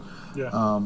But be able to show that, by you playing in this game all those years ago and our bowl game evolving, we were able to do something in the community. And it was just a minor way of showing that your impact of being in the game as the Heisman Trophy winner, having that great game that you had, even though it was lost, it was so impactful. So all those years later, we're able to do something because we're able to build something and do that. And that's the separator. We just posted today on social media, our bowl game with the other 6 bowl games in the state of Texas are going to collaborate on doing a donation to the communities that are affected by the flooding in the Texas Hill Country. We're still working out the specifics of the details behind that, but we were able to make that commitment very quickly that we were going to do something. That's the separator. That's what makes us unique. And it's not necessarily everything about what's inside the bowl game, what you see inside the stadium, which we absolutely want to continue to evolve and enhance and do great things. And we got some things that we're working on for this year's game that hopefully will help us elevate. But it's not just about, I try to say this a lot, and you and I have talked about this. Yes, our bowl game is one day. Yes, our bowl week is just a few days. But we are a 365 entity that is in the North Texas community. Yeah. And we try to do things throughout the course of the year that the Goodyear Cotton Bowl Classic allows us to do because of the success of the game. And we can be able to turn some of the lovely rewards that we get from that into impact in the community. And that's what, to me, makes us different and makes us separated from everybody else. When you talked about giving back to Texas and giving back to the community, affected so deeply by the flooding, my connection in any way, shape, or form to it was, getting that first news of there's a bunch of people. I think it was at the time it was 40 people are dead. We have 20 some odd campers that are missing, and all these things. I mean, just an incredibly horrible, sad moment for Texas, for this country, for this world, for God's kids. And how did you, as a state and I mean, you're a person who cares, Scottie. You're a person who doesn't just watch and say, oh, that's unfortunate, and then goes on to the next thing. So how have you personally, like you said, the Goodyear Cotton Bowl Classic getting involved and all these bowls trying to get involved in the state of Texas, but just how you navigate something like that and what you try to do as a leader to meet with your staff and say, hey, yes, we can pray and we can hope and we can send well wishes, but let's do something to let people know that we've got them, that we're there for them, that we're going to go the extra mile. Because, I mean, a tragedy is a tragedy, but there's beautiful things that can come out of it, which is signs of humanity. Little things we try to do first when it first happened. We wanted to put something out to show our that we were thinking about the people there. Yeah. But something very, very small. For example, the day it was happening and things like that, and we wanted to put out a statement, and we did that. But I just went on Instagram and tried to find, good organizations and share their content via our stories, so that people, when you came to our Instagram page, I know it seems like a very small thing, but we had 4 or 5 or 6 different Instagram stories tied together, so that when you came, okay, you saw a statement, but if you clicked, then you can see, hey, you can give here, you can find out more information there, you can donate here. And we try to do little things like that. And even in the piece that we put out today and posted on, we tried to let people know, here's some ways that you can give, because everybody wants to help. And sometimes when you have a major tragedy like this, it gets a bit overwhelming to figure out what to do. Yeah. Because you want to do something, but you can't do everything. So you try to maybe help guide people toward the way where they can do those 1 or 2 things that they can do to help, because it's going to take a lot of communities, it's going to take a lot of people to help recover from this tragedy, and all we can do is try to do our part to be helpful. And I just think it's very cool that right after this happened, while there's so much negativity about a tragedy, the shining piece in it is that the conversation started very quickly for the bowls to figure out in the state of Texas how to collaborate and how to do something together. That's just being good people and good good soldiers in the journey and the battle of life. And I think it's really important that we do what we can when we can. We always can't do everything that we want to do, but at least you find something, yeah, and you try to do something. And I think that's the number one thing, and that's where we kind of settled on. And I'm proud of that, because I like how we don't hesitate when it comes to those types of situations. We hate to have to give to tragic situations, but when they do happen, we're more than willing to step up. And for you, I mean, to have all of these bowls working together, you know what I mean? There's different people, there's different leaders, there's different people in their departments and whatnot. And for you all to say like, hey, it's not about my bowl. It's not about putting a spotlight here. It's not about we're the bowl that's going to do this. We're the bowl. I mean, to know that well, first and foremost, how did it happen? How did the bowls all kind of come together and communicate? And then secondly, what was it like to experience all of these bowls saying like, we're not going to individually do this. We're going to do this collectively. You know, it was just a conversation. It was just, you know, how do we make an impact? Because again, if you collaborate together, you can make a bigger impact. And that's just with anything you do in life. Just like all these coaches are here talking about their teams. Their teams could be successful when they work together, when the offense and the defense and the special teams work together. Right. And in tragedy, we you know, so those conversations, you know, I was not primary in those conversations, but you know, it was good to hear that those conversations were happening, and it evolved fairly quickly. It wasn't, you know, a long drawn out thing, which I think was good. It's important that, you know, the key was everybody wanted to do something, and it became very clear, like, well, we could do something together. You know, we all want to do something great. Let's do it together, even better. Yeah. And I think that's just you know, we got good people, and you know, the bowl system, the bowl family, you know, whether it's the bowls in the state of Texas or everybody that's a part of bowl season, you know, we are in some ways people might think we're in competition with each other, but we really don't look at it that way, especially amongst the bowls. The six of us that are a part of the college football playoff, we try to look at it as that we try to combine together, because everybody's doing it a little differently in their communities, and we want to make sure that the whole is great, because if the whole is great, then we're all great. If we're all weak, you know, one of us weak, it's just not good for everybody. So I think it's really important for us to be able to work together, and we've always been, from the Goodyear Cotton Bowl Classic, from all the time that I've been affiliated with it, they've always been in the mindset of working together, being collaborative, you know, family, fellowship, and doing things the right way. So it's pretty easy for us even when the worst things happen. It's many times easier for us to find a way to be a part of, try to bring some positive, try to bring some hope to something that is that's happening. Well, in the commissioner, to start things off at the ACC kickoff, Jim Phillips wanted to take a moment for the people of Texas.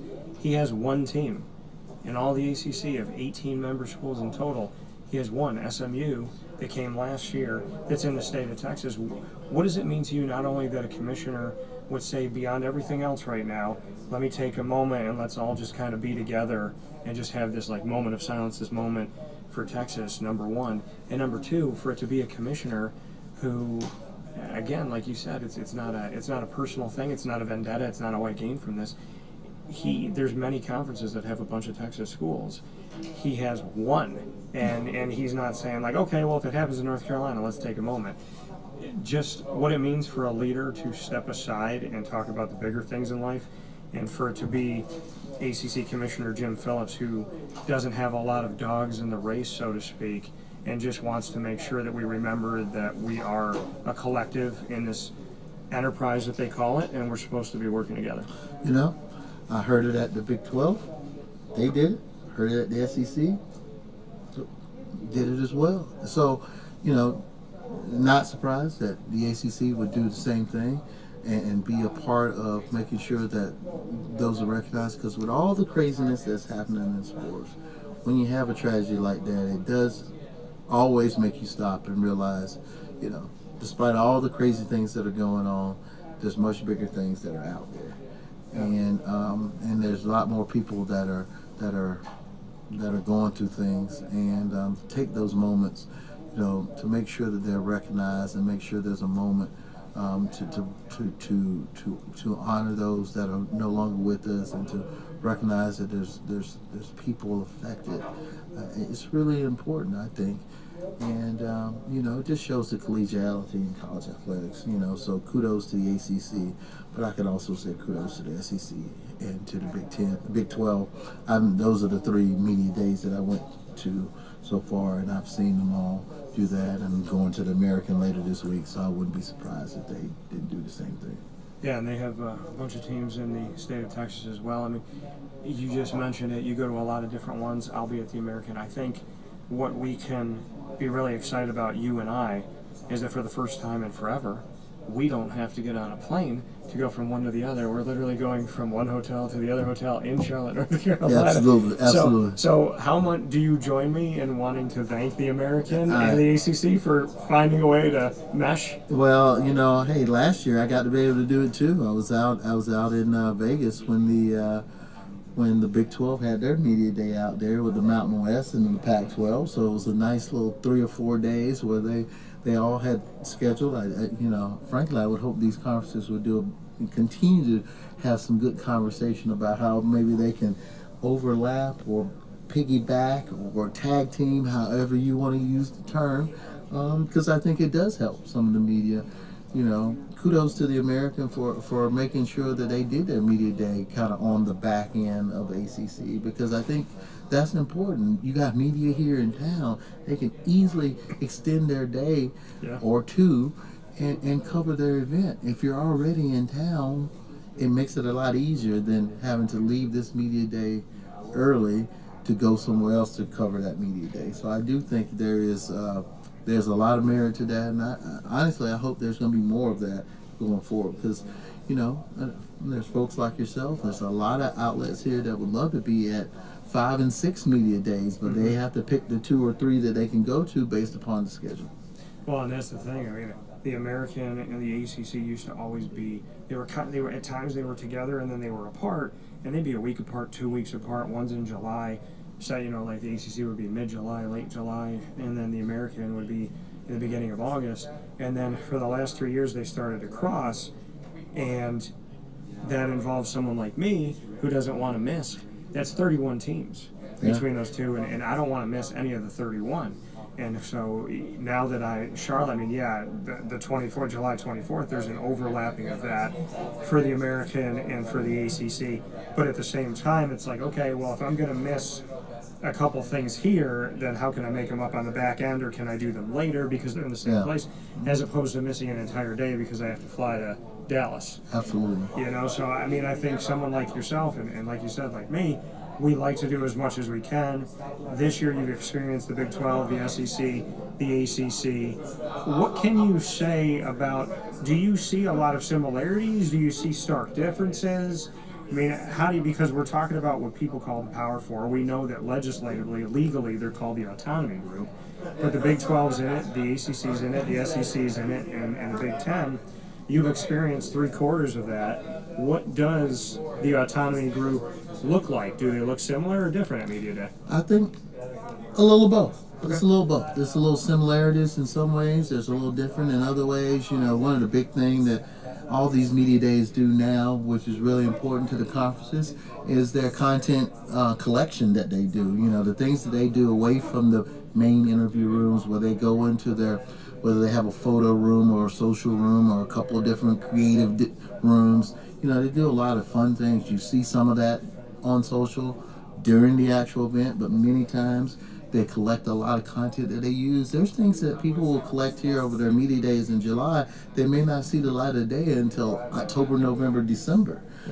Because it's important, because you have the head coaches, you have the top student athletes coming in. Some cases, you may have an athletic director that's here, or you may have, I know many of the media days bring in their SAC, their Student Athlete Advisory Committee, is a part of this, and many of those student athletes are not football student athletes, and they come here, and it's an opportunity for them to connect and engage and do things, whether it's in community, meet with the commissioner, talk about issues in the conference.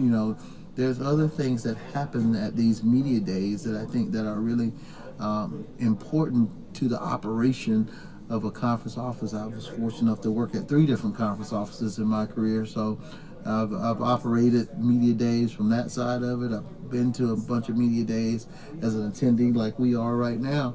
And I think it's important for them because these 3 or 4 days, in some cases, the Big 12 was 2 days, SEC is 4 days like this one. American's going to be 2 days. It's important for them because this is a great time to celebrate the conference, not just the football side of the conference, the entirety of the conference in many ways. Have some conversations with leaders within the conference. I'm sure the commissioner is not only doing the interviews and the things he's doing, but I'm sure he's having some important strategic meetings with individuals or groups like the Student Athlete Advisory Group that's here to meet with them, because it's just a great time to do it. July 1 in many ways is the start of the academic year for a lot of schools. So now everybody's transitioning to 25, 26 and really looking forward. The door, so to speak, is closed on 24, 25, and for some of these schools, their student athletes are coming back for their fall camps this week or next week, and it's amazing to think about that in the world of college sports. It seems like this past year just ended, and they're already reporting back, and here, and in some cases, 3 weeks. Some people are going to be hosting contests, in whether it's soccer or volleyball or some sports like that, and some of their fall sports, they're going to be already getting that going, and definitely by the end of August they're going to be in full swing. Of course, with college football. Yeah, and to look at, like you said, how quickly things go, and the fact that the Goodyear Cotton Bowl Classic is a 365-day a year planning, just putting everything together, and that people have to understand and really, see that and envision that. Like you said, with the ACC, with Commissioner Phillips, he's a 365-day, 367-day, I should probably call it, commissioner, and he's constantly working on all of these different pieces and components and trying to make sure that things are being carried out well. You and I have spoken about the fact that college football, collegiate athletics, the model, I tell people that the haves are still the haves, the have-nots are still the have-nots. We just made the model more expensive, but we haven't really changed the haves from the have-nots. What are your thoughts on that? The fact that those that were getting the better recruits, those that were getting more exposure on television, they are now the ones that could afford to spend more NIL money. They are the ones that continue to be in the college football playoff and be out there. But now the model has essentially become more expensive, but it hasn't created competitive equality. It hasn't evened the playing field. If anything, to me, we've had a model where your haves are here, your have-nots are here, and then there's that moat. And now instead of it being a moat, it became a river, and now it's become an ocean. And I'd love to get your thoughts on if you see it that way. College athletics is in probably the biggest transitional period in modern history. No one knows exactly what's going to happen. I don't think there's a person out there. There's some really, really smart people that are in the top leadership positions in this country as it relates to college athletics. At this moment right now today, I don't think there's one person that's got the solution. And I think that's okay for now. I think what is happening is those smart people and a bunch of people are going to have a lot more conversation to figure that out.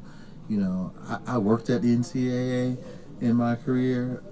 People talk about blowing up the NCAA and those types of things, and I just think that that's not necessarily the way it needs to be. Does it need to be structured differently? Absolutely. What that structure looks like? Not quite sure. It seems there's some momentum and some conversations are going in some ways that maybe, federal legislation on some things, may have to be the way to bring some consistency across the board. That's the thing that's really some of the biggest issue. You got state laws that are one state versus the other state, but versus another state. They're all different. So how can you govern every conference have more teams across multiple states. So how can you govern within a conference when you got 6 and 7 different states doing 6 and 7 different things? It's hard to govern at that level, especially because, whether you like it or not, you're bound. If you're a school in that state, you're bound by those state laws. You're bound by those state regulations. So it's going to be a real challenge going forward. The conversations. The one thing I can say is that it seems the one consistency thing that I've seen is that it seems that everybody's open for conversation. Everybody's open to talk about it. Everybody's open. There's nobody that's shutting down saying, "Hey, this is how we're going to do it, and we're just going to be done." Yeah. People may not agree.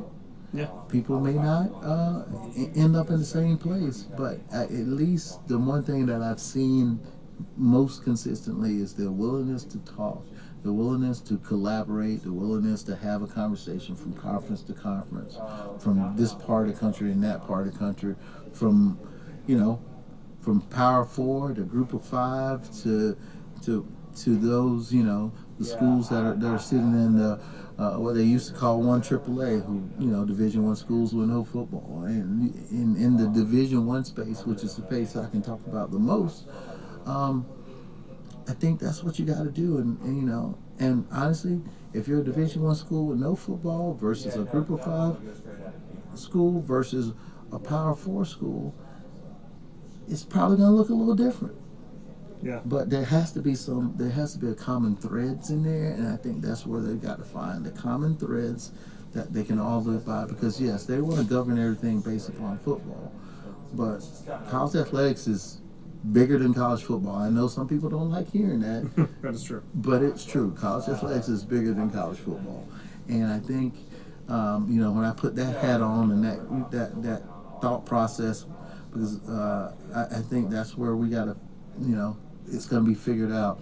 And, when you sit in the college football space like we do at a bowl game, we're definitely not as engaged in those conversations and those things. So we're looking at it from a distance a little bit, but we're also looking at it because we know that the effects of those decisions will ultimately affect college football, which will ultimately affect what we do in the bowl system and as a part of the college football playoff.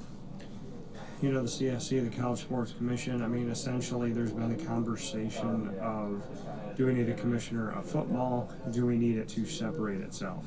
Do you see that happening? Do you see a commissioner of college football and essentially a breakaway where it is its own entity because it's become so big, because there's so much money within it? And then if that happens, then to follow that up, outside of college basketball, how do Olympic sports survive? That's the whole reason. To me, that's a part of the issue of the conversation. If you break football away, then are you going to go back and market correct everything else? Yeah. The answer I don't think the answer is yes. So then what are you gaining from breaking away? Yeah. So, because the breakaway is to get the rest of college sports back to what it's supposed to be. Teams and conferences that maybe make more sense, those types of things. But beyond college football, basketball and everything else in Division I is built on having all those teams. Yeah. The beauty of the college basketball experience is because there are 300 plus teams, and especially for all the sports beyond that. So I don't know if you're gonna wave a magic wand, then you got about 3 or 4 things you would have to fix to actually get it to where you need. Okay, you want to separate college football? That's one thing. You want to market direct conferences? That's another thing. You want to put some parameters and controls in it? That's another thing. You want to have a commissioner overseeing football? That's another thing. I don't know if there's not the concept by itself, or saying that separating football or having a commissioner of football is not going to fix everything. And I think that's the one thing that, the way I see it, my own opinion, and I think it's something that is going to take time. And I don't know that it's an intriguing concept. Could it work? Yeah. But it could also not work. Yeah.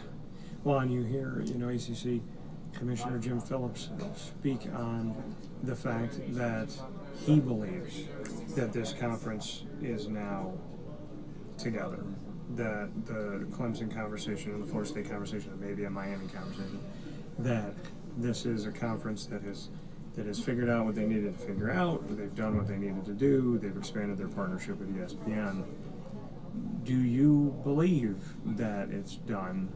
Because you, as a bowl game, you're going to take the teams that you take, right? Realignment is not going to affect who comes in to see you in this bowl game.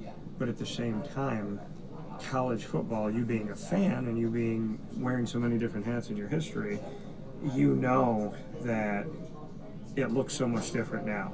The Big Ten has 18 schools. It doesn't make sense to call itself the Big Ten. The Big 12 has 16. And there's a world where Clemson, Florida State, Notre Dame, Miami, if they went into an SEC Big Ten world, then maybe those two conferences could literally argue that we have every large logo that we need, and so we are on our own now.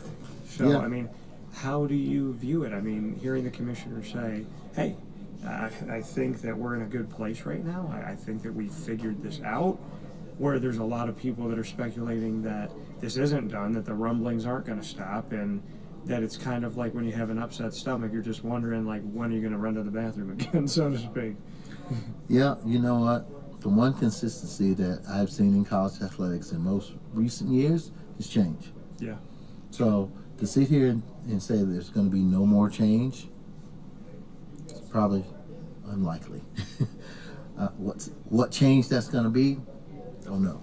But I do think that that is something that is going to be a part of it. And, I know what Commissioner Phillips said earlier today about, the stableness that he feels his conference has now, and that's going to put him in a better place to be what they want to be going forward. He has to have that hope. That's his job. He has to do that. He has to be in that position. He has to advocate for that because that's his job. Yeah. As a commissioner, as a leader of that conference. And we will see what may happen, because there's things happening every day, it seems like, as it relates to what's going on in the conversations that happen, people, figuring out where they may want to be, where they are now, how they can reposition themselves. I don't know. You would hope there's a day where it all dies down and it gets restable. But it just doesn't seem like that's where we are right now. So the unpredictability of what's happening in college athletics is so prevalent right now that I just don't know. And and the thing about it takes one. It takes one team to make that decision, and then the trickle down starts to happen. Oklahoma and Texas, going from the Big 12 to the SEC, affected teams in Division II that reclassified to Division I. Like, that's how vast that was. And to the world of you being a bowl game and saying, okay, like, we're going to take the teams that the college football playoff gives us. There's a couple points here. One of them being with NIL and the transfer portal and the lack of parameters. Yep. Bowl games are affected by the season ends and somebody jumps in the portal, and the college football playoff is not immune to that. When Rhett Lashley and I have spent a lot of time together, the head coach of SMU, and people were saying, well, Kevin Jennings is struggling in the first round of the college football playoff. I was at the game at Penn State, and they said, okay, well, just bring in Preston Stone. Well, you can't, because he's in the portal. And he's not going to risk his future. He's not going to be at SMU for this one game or a quarter or whatever it may be. So do we need to do something in the transfer portal world and in the NIL space of the fact that people are being lured in by money? It was never supposed to be, come into the portal, we'll pay you. It was supposed to, once you're in the portal and you make a decision and then you commit and you sign, now we can pay you. But do we have to stop allowing transfers and allowing these decisions to be made before a season is done? I mean, do we say the season ends after the college football playoff national championship and that's when you can transfer, because bowl games are getting affected by people sitting out, people transferring, people trying to negotiate money deals, they're jockeying schools against each other, and you're not immune at the Cotton Bowl and nobody else is. People say, well, if they're playing for a national championship, they'll stay. That's not true. I mean, we're living in a world right now where the regular season ends and my team could be playing for a national championship, and I decide in the quarterfinal that I'm sitting out and I'm your starting quarterback, and good luck to you, but so here you are preparing as the Goodyear Cotton Bowl Classic, and you find out that one of the nation's top 5 quarterbacks, an NFL prospect, is not going to be in your game. And that's just something we have to deal with. Those decisions about NIL and the transfer portal and change those are well above my pay grade. So and it's well outside of the purview of us at a bowl game. We just have to deal with the ramifications of those decisions. The hope is there's going to be some adjustments to the schedule, to the flow, so that it makes more sense to the flow of the schedule and the season. But again, that's where the smart people that are out there, that are living this day to day, that are at the schools, that are at the conference level, that are working at the national office in Indianapolis, the combination of them can come together and really look at this in a way that is holistically going to be for the benefit of the sport and the student athlete. Because it seems like to me, the talk about always being for the betterment of the student athlete, sometimes it's words, and they're not matched with actions and decisions. Right. And I think that's where it's got to get back to. It's got to get back to, not that it's gotten so far away. Well, I shouldn't say get back to. That's got to continue to be the focus. It's got to be continue to made paramount. And if it's done that way, then I feel like we can get to some schedule, flow, decisions, parameters, policies, procedures that make some more sense for the sport of football. Again, you got to make some decisions on the calendar that make sense for the sport of football. You may have to make similar tweaks. You might have to make tweaks so that it makes sense for college basketball, because the schedule is different. So there's not one size fit all when it comes to this. I think you got to find the one size fit all is the concept. The execution may have to look different. Yeah. But the essence has to be consistent, because we're supposed to be treating football student athletes the way we treat basketball student athletes, the way we treat gymnasts, the way we treat softball players, the way we treat baseball players. The whole thing is supposed to be about something that has a similarity in the way that it is governed and cared for and monitored and set up. But the execution has to be different, because those sports have different seasons, they have different flows, they have different needs as a part of that, and how you can do that in a way that makes some sense is where folks got to really, get down to the nitty-gritty and come up with those decisions and adjustments and changes. Yeah, I think essentially, like you said, every sports schedule is different. There's winter sports, there's fall sports, there's spring sports. I think that the essence of it should be what I call PAP, portal after postseason. So once that last game is played, that last championship is played, you're free to do what you got to do, but it's going to be at different times in a calendar year depending on the sport itself. Now, SMU head coach Rhett Lashley stood here at ACC kickoff and said 16. He wants the college football playoff to expand. We're at 12, and when I was at the championship game, I think it was even before the championship game, I think being at the semi at the Cotton Bowl, there was this essence of, hey, we're fluid. As much as we have a plan, we're always talking about, are we going to keep it at 12? Are we going to move it to 14 or 16? He says 16. you know that these 6 bowl games are within it. The Goodyear Cotton Bowl Classic is one of them. How do you look at if you were to get notice from the College Football Playoff and they said, Scottie and the Goodyear Cotton Bowl Classic, we love you being in it. We want you to continue to be in it, but we are now going to move to 16.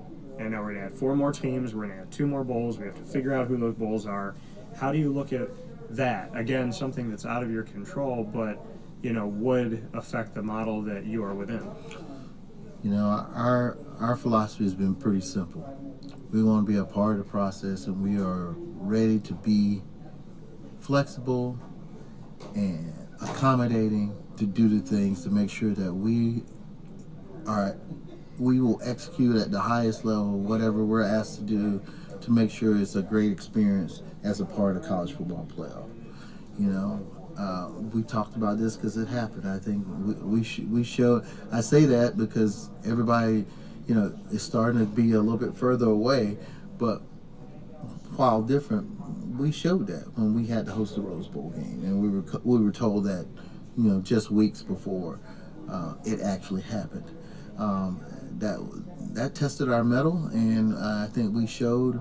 I know we showed what we could do. When given just some time. We wasn't given a lot of time. When this adjustment happens, if it happens, we'll be ready to adjust as a part of it. That's what we want to be ready to do. That's what we are. That's how we're built. So, I may not speak for everybody on our side, but I say bring it. You want to give us something different to deal with it as a part of this? We're gonna be willing to sit there and reimagine, and adjust and innovate and elevate to have the level of experience that we're accustomed to having. We're about to have our 90th Cotton Bowl Classic coming up with our game this year. That's as we've said before, that is a CFP quarterfinal. So you don't have 90 games. 89 games. You don't get to a 90th game without making some adjustments along the way, and we're more than willing to do that. We've done it, and we're going to continue to do it to keep our game the way that we know it should be, because that's really important to us. Everybody wants a seat at the table. Why do you think the Goodyear Cotton Bowl Classic got that seat with the first iteration of the college football playoff and rotating in and out of the semi, and then when they go to 12 to approach you and say, hey, you're either going to be a quarterfinal or a semifinal, but you're never going to be out of it now. Like, of all the bowl games that are in America, you will be one of the few that we are putting in this path to a national championship. Why do you feel like college football respects and appreciates and values the Goodyear Cotton Bowl Classic as an important component and a necessary piece when they can choose any bowls? Why the Goodyear Cotton Bowl Classic, in your opinion, to be a part of this and to be one of the few that gets to sit at the table? Well, it was one part of the history that we had. It was one part of the future that we were going to have at that time. Our bowl game moved to one, if not the greatest venue in the world to play our game, to then create an experience all around that for, again, the teams, the media, the fans. When you add that and then you put it in, one of the biggest markets in the country, one of the biggest areas in the country when you talk about North Texas. That's why I have to call it North Texas, because it's so big. The Dallas-Fort Worth area is so massive, and the number of opportunity, people, engagement, entertainment, cultural things that are there right around. You add that as a compliment to hosting the bowl game.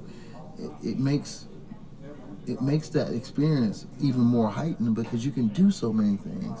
When you come in our town or come into North Texas, for the bowl game, there's so many things that you can do to make sure that you have a great experience before, or after experiencing the game. I went on a JFK tour.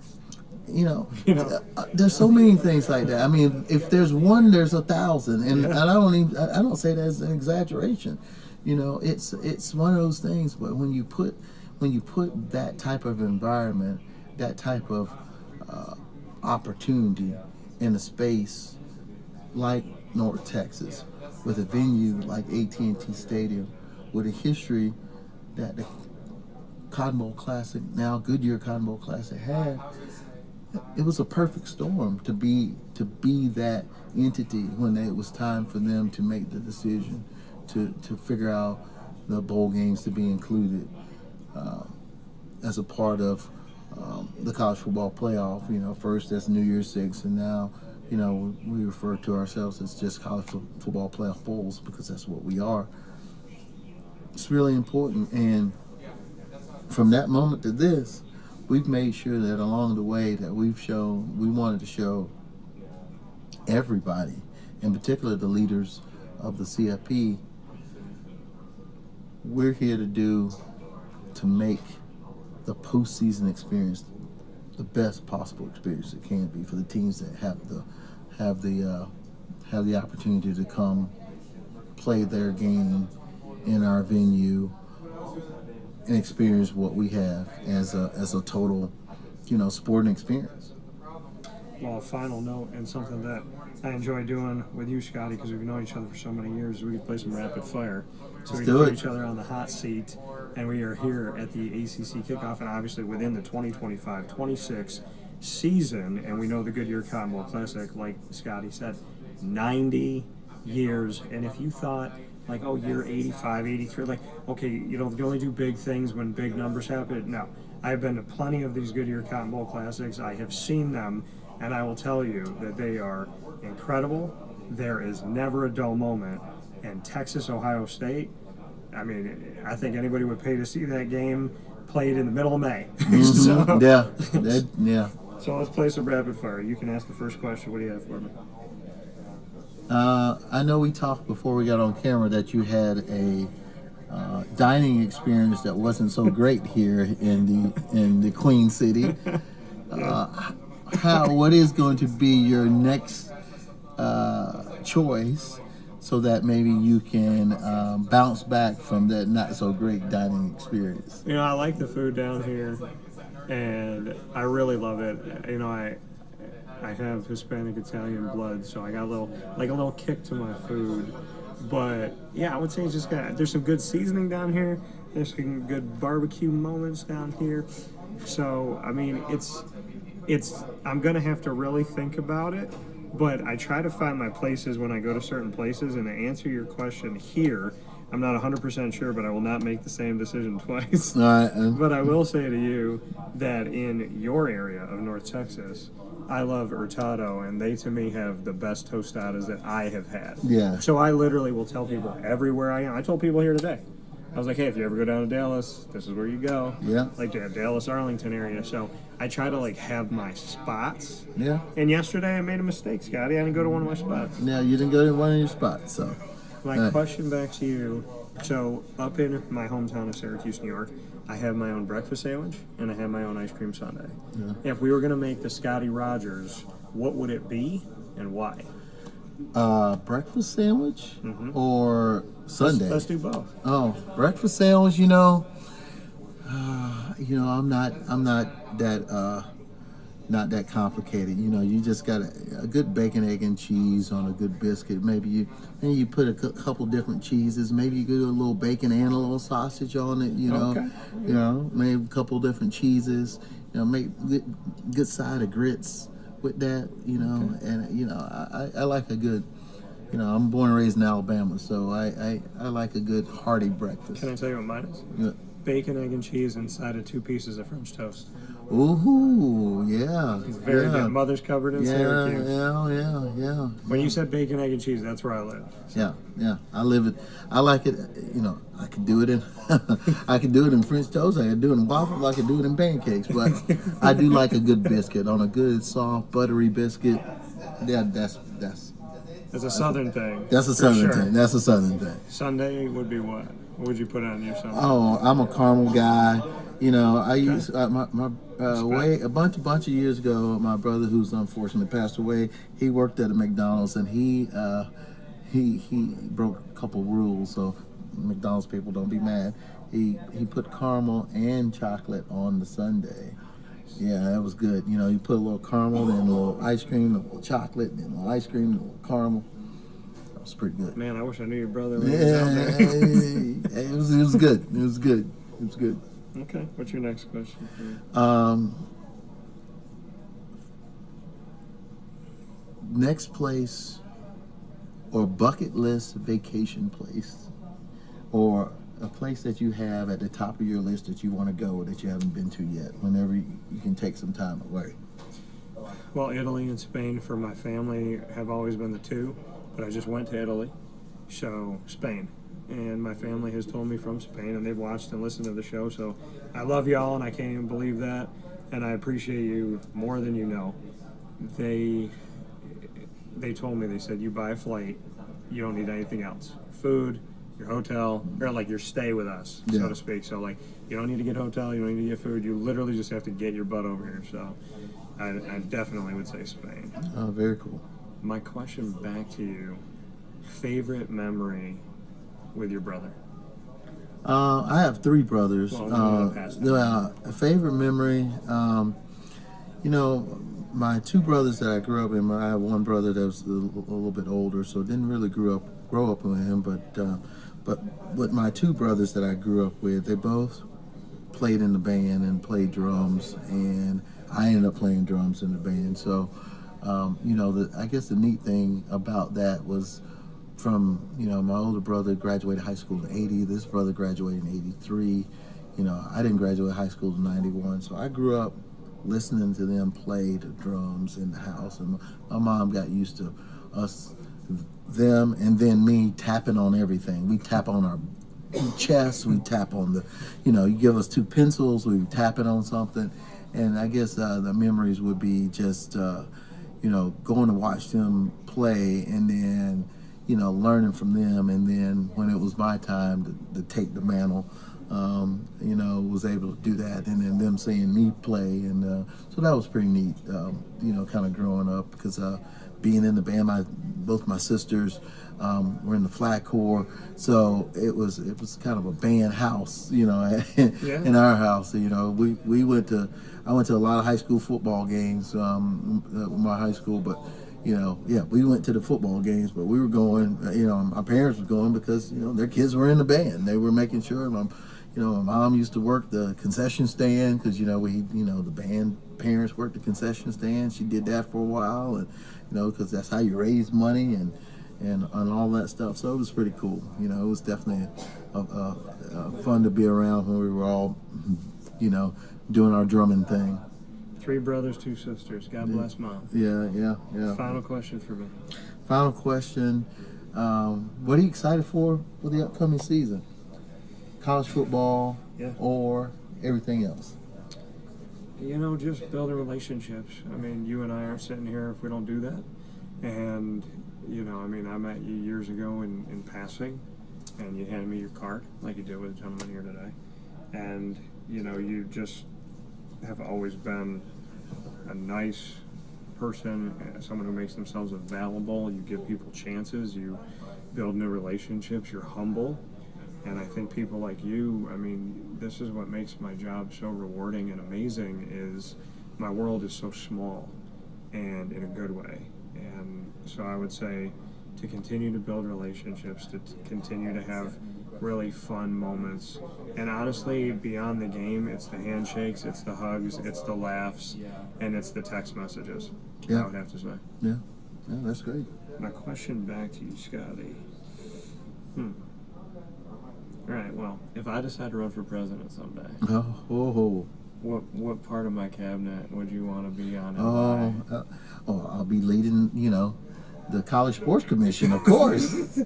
I mean, I you know, if you're going to be president, and give me the job that I can actually, maybe I can go fix all this, because by that time it may not be fixed. Who knows? But you know, I think I'd want to be the the secretary of college sports. You if it wasn't a title or cabinet position, you'd have to make it, and that way I could just go around and just fix everything with college sports and make it the way it's supposed to be. When I thought of the College Sports Commission, we were talking about it earlier, that literally crossed my mind of asking you, would you lead it? So now that I know that you would, and I mean, how can I have a cabinet without having something sports related? And having you there, Scottie, is important. Well, I will say this though, Dan, I won't be cheap. So Okay. I'm not paying for it. The government paying for it. You might have to call Fort Knox and ask them to make a few more extra dollars to pay for that position. I'll just grab one of the grenade launchers and I'll just put it right next to the Oval Office chair and be like, hey, do we have a deal or we got a deal? Well, I'm bringing in Scottie. I'm putting another cabinet seat in here. Yeah. So you just let me know. Yeah. Just let me know when the zeros stop, so I know what I have to bring to them. Yeah. We'll have to do that negotiation off air. I don't think it's meant to be done Fair enough. We need to do that at the negotiation table. Well, I actually said this. I was like, if I became president first day, I would literally, just because of me being curious, I'd be like, do aliens exist? Yeah. And then if they said, Mr. President, what we need you to do is go into the Oval Office. We're going to give you a key, and you're going to put it into the third drawer, and then it's going to turn. It's going to drop down into something you need to reach for. I'm going to be like, I was kidding. I don't want to. I don't want to know. I don't want to know. I don't, because if I find out, then I would be like, I'd have to tell everybody. Yeah. How could you not? Yeah. You couldn't tell anybody because you're the president. I just let them all know. Well, I don't want to worry about aliens. I'll just worry about sports. That's why I would have you there. So when they give me that weird news, you can bring me back to Earth. I won't want to know because I definitely have to tell everybody. Then I want to be secretary of college football, of college athletics. Yeah, I'd be like, Scottie. Weird thing though, a lot of malls, underneath a lot of malls. Just so you know. I like not knowing. Scottie Rodgers here with us, the VP of Communications in the wonderful world of the Goodyear Cotton Bowl Classic. Myself, Dan Tortora of Wake Up Call. Scottie, as always, it's my pleasure, man. Fun time, as always. Appreciate talking with you. So, just so you know, college athletics, if you haven't figured it out, by the next time that him and I talk, we're just getting closer and closer to taking that job. Yeah. I need something to do as a retirement job. There you go. Secretary of college sports. I like it. Thank you, Scottie. As always, we'll talk with you all soon. Be safe. All right, man. Take care.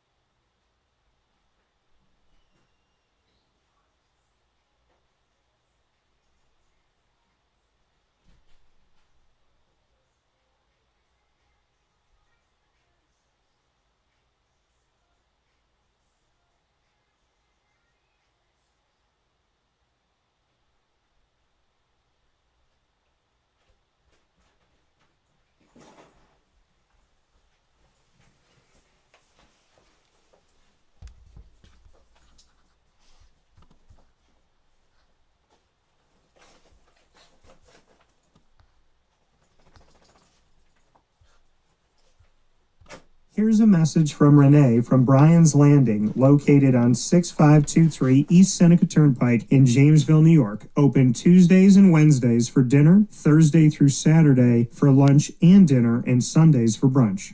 It's a lot like the way that my mom and dad ran their restaurant. We have put in place a lot of people that are family to us, very similar to how my dad hired people that were family to him. And then the tradition I'm carrying on is a lot of the items that are on our menu are my dad's. And he taught our chefs how to recreate his dishes. So I think that Tommy McInerney, who our executive chef is, to him it is an art. And I think that when he does create a dish, it's not just about making the food taste delicious, which is definitely our priority, but it's an art to him, and it's almost like his canvas on a plate where he just wants the colors to look great, and people love it because he takes pride in that. And Bryan and I appreciate that. We want it to obviously look good and taste good.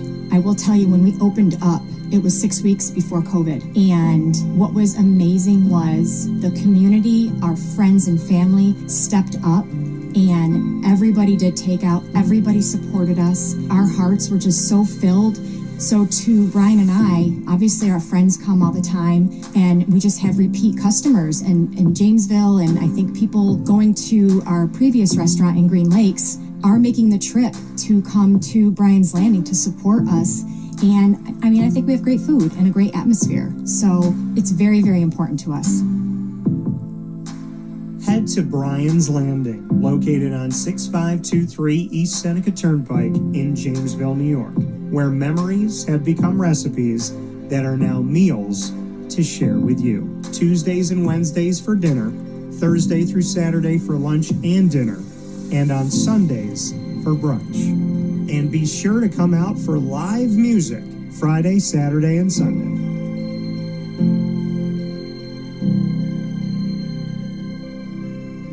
Life gets busy, and sometimes that means us running around. So Canine Camp Dog Daycare offers you an opportunity to give your dog a place to stay while you take care of what you need to throughout the day. Canine Camp Dog Daycare is located on 228 Old Bridge Street in East Syracuse, New York. You can see it from the highway, and it's just off of Erie Boulevard across from BJ's Wholesale Club. Call 315-437-7110. That's 315-437-7110 to schedule an appointment to bring your dog in and tour the facility. Appointments are Monday through Thursday after 6:30, where you and your dog can see everything that Canine Camp Dog Daycare has to offer, including a self-serve dog wash and a retail store filled with all of your dog's wants and needs, including food, treats, harnesses, leashes, and more, making Canine Camp Dog Daycare your one-stop shop for your furry loving friend. Right, Lily?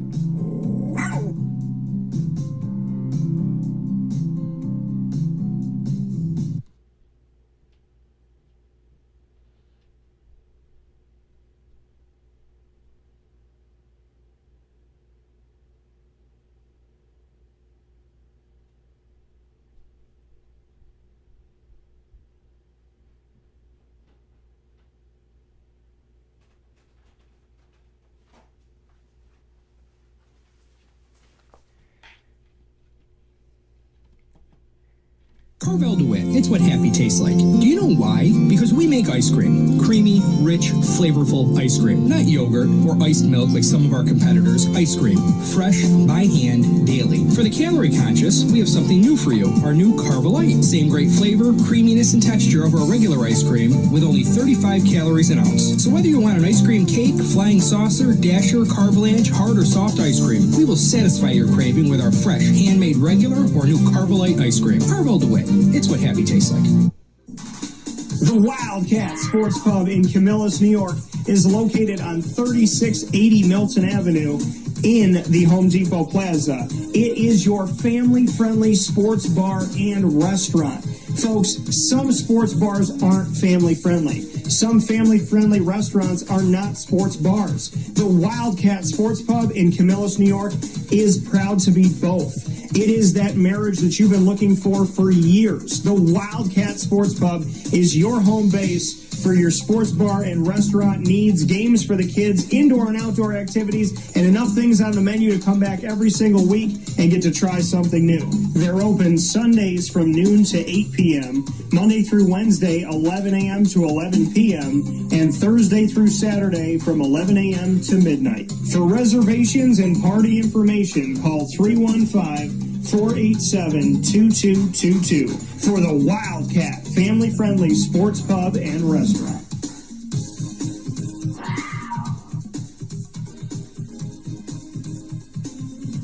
GG Cards and Breaks. Like, comment, subscribe. GG Cards and Breaks comes to you on 639 Delmar Place in Syracuse, New York. Head there today and every Tuesday through Saturday from 10 to 6, Sundays from 10 to 5 for all your sports card and trading card needs. Everything you need to protect your cards, travel with your cards, showcase them, packs, boxes, singles, and graded cards. You'll find it all at GG Cards and Breaks. Don't miss a moment to be a big kid today at GG Cards and Breaks, 639 Delmar Place in Syracuse, New York. And with that being said, here on Wake Up Call with Dan Tortora, I want to thank my amazing guests inside the Great Lakes Honda City Studios, Papa Joe, and of course, Scottie Rodgers. I thank you for tuning in up and down the East Coast, the Midwest, the West Coast, and all around the globe on YouTube.com and Facebook.com, both / Wake Up Call DT, and on wakeupcalldt.podbean.com, Amazon Music, Audible, iHeartRadio, iTunes, and Apple Podcasts, Player FM, Podbean, Podchaser.com, Podvine, Spotify, TuneIn, and YouTube. Find Wake Up Call with Dan Tortora by searching Wake Up Call with Dan Tortora, or one word, Wake Up Call DT. Make sure to subscribe and follow. Thanks to our North Carolinian listeners and visitors. Brooklyn Pickle down on Southern Pines, 1788 Old Morganton Road in Southern Pines, North Carolina. We'll see you down there, right down the road from Pinehurst Golf Courses. And thanks to our team of partners in Central and Upstate New York, Great Lakes Honda City, Carvel DeWitt, the Wildcat Sports Pub, K9 Camp Dog Daycare, Chick-fil-A Cicero, Pizza Man, K9 Campground Dog Boarding, Brian's Landing, Mother's Cupboard, Ma and Pa's, the snack capital of the world, GG Cards and Breaks, Avicoli's, and of course, we want to thank Lemoyne College for our partnership that we have had with them for over 4 years, and we wish them the absolute best.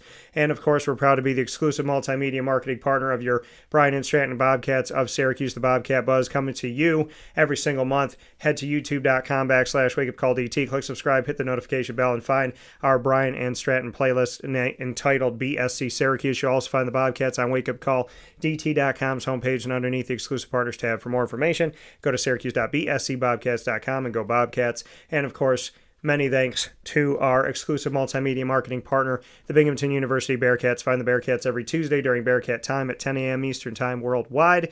You'll find our student athletes, coaches, administration, and alumni specials by going to youtube.com / wakeupcalldt. Click subscribe, hit the notification bell, and find our Binghamton playlist. You'll also find the Bearcats on wakeupcalldt.com and underneath the exclusive partners tab. For more information, go to binghamtonbearcats.com and go Bearcats. With that being said, here on Wake Up Call with Dan Tortora, have a beautiful, wonderful day. We'll talk with you all soon. Have a great and best final day of July. May July end well, and may August be even better. By the grace of God, claim it, and let's put it out there. I love you, Lord. Great Lakes Honda City Studios, Facebook at Wake Up Call DT, X at Call DT, Instagram at Wake Up Call _DT. Plenty coming up from the ACC and the American in my coverage of both conferences and my Q&As with coaches and student athletes. Don't miss a moment. All of my Syracuse coverage from the ACC kickoff is up on our social media. We'll talk with you soon. God bless. No stress. Do your best. Let's have a great day.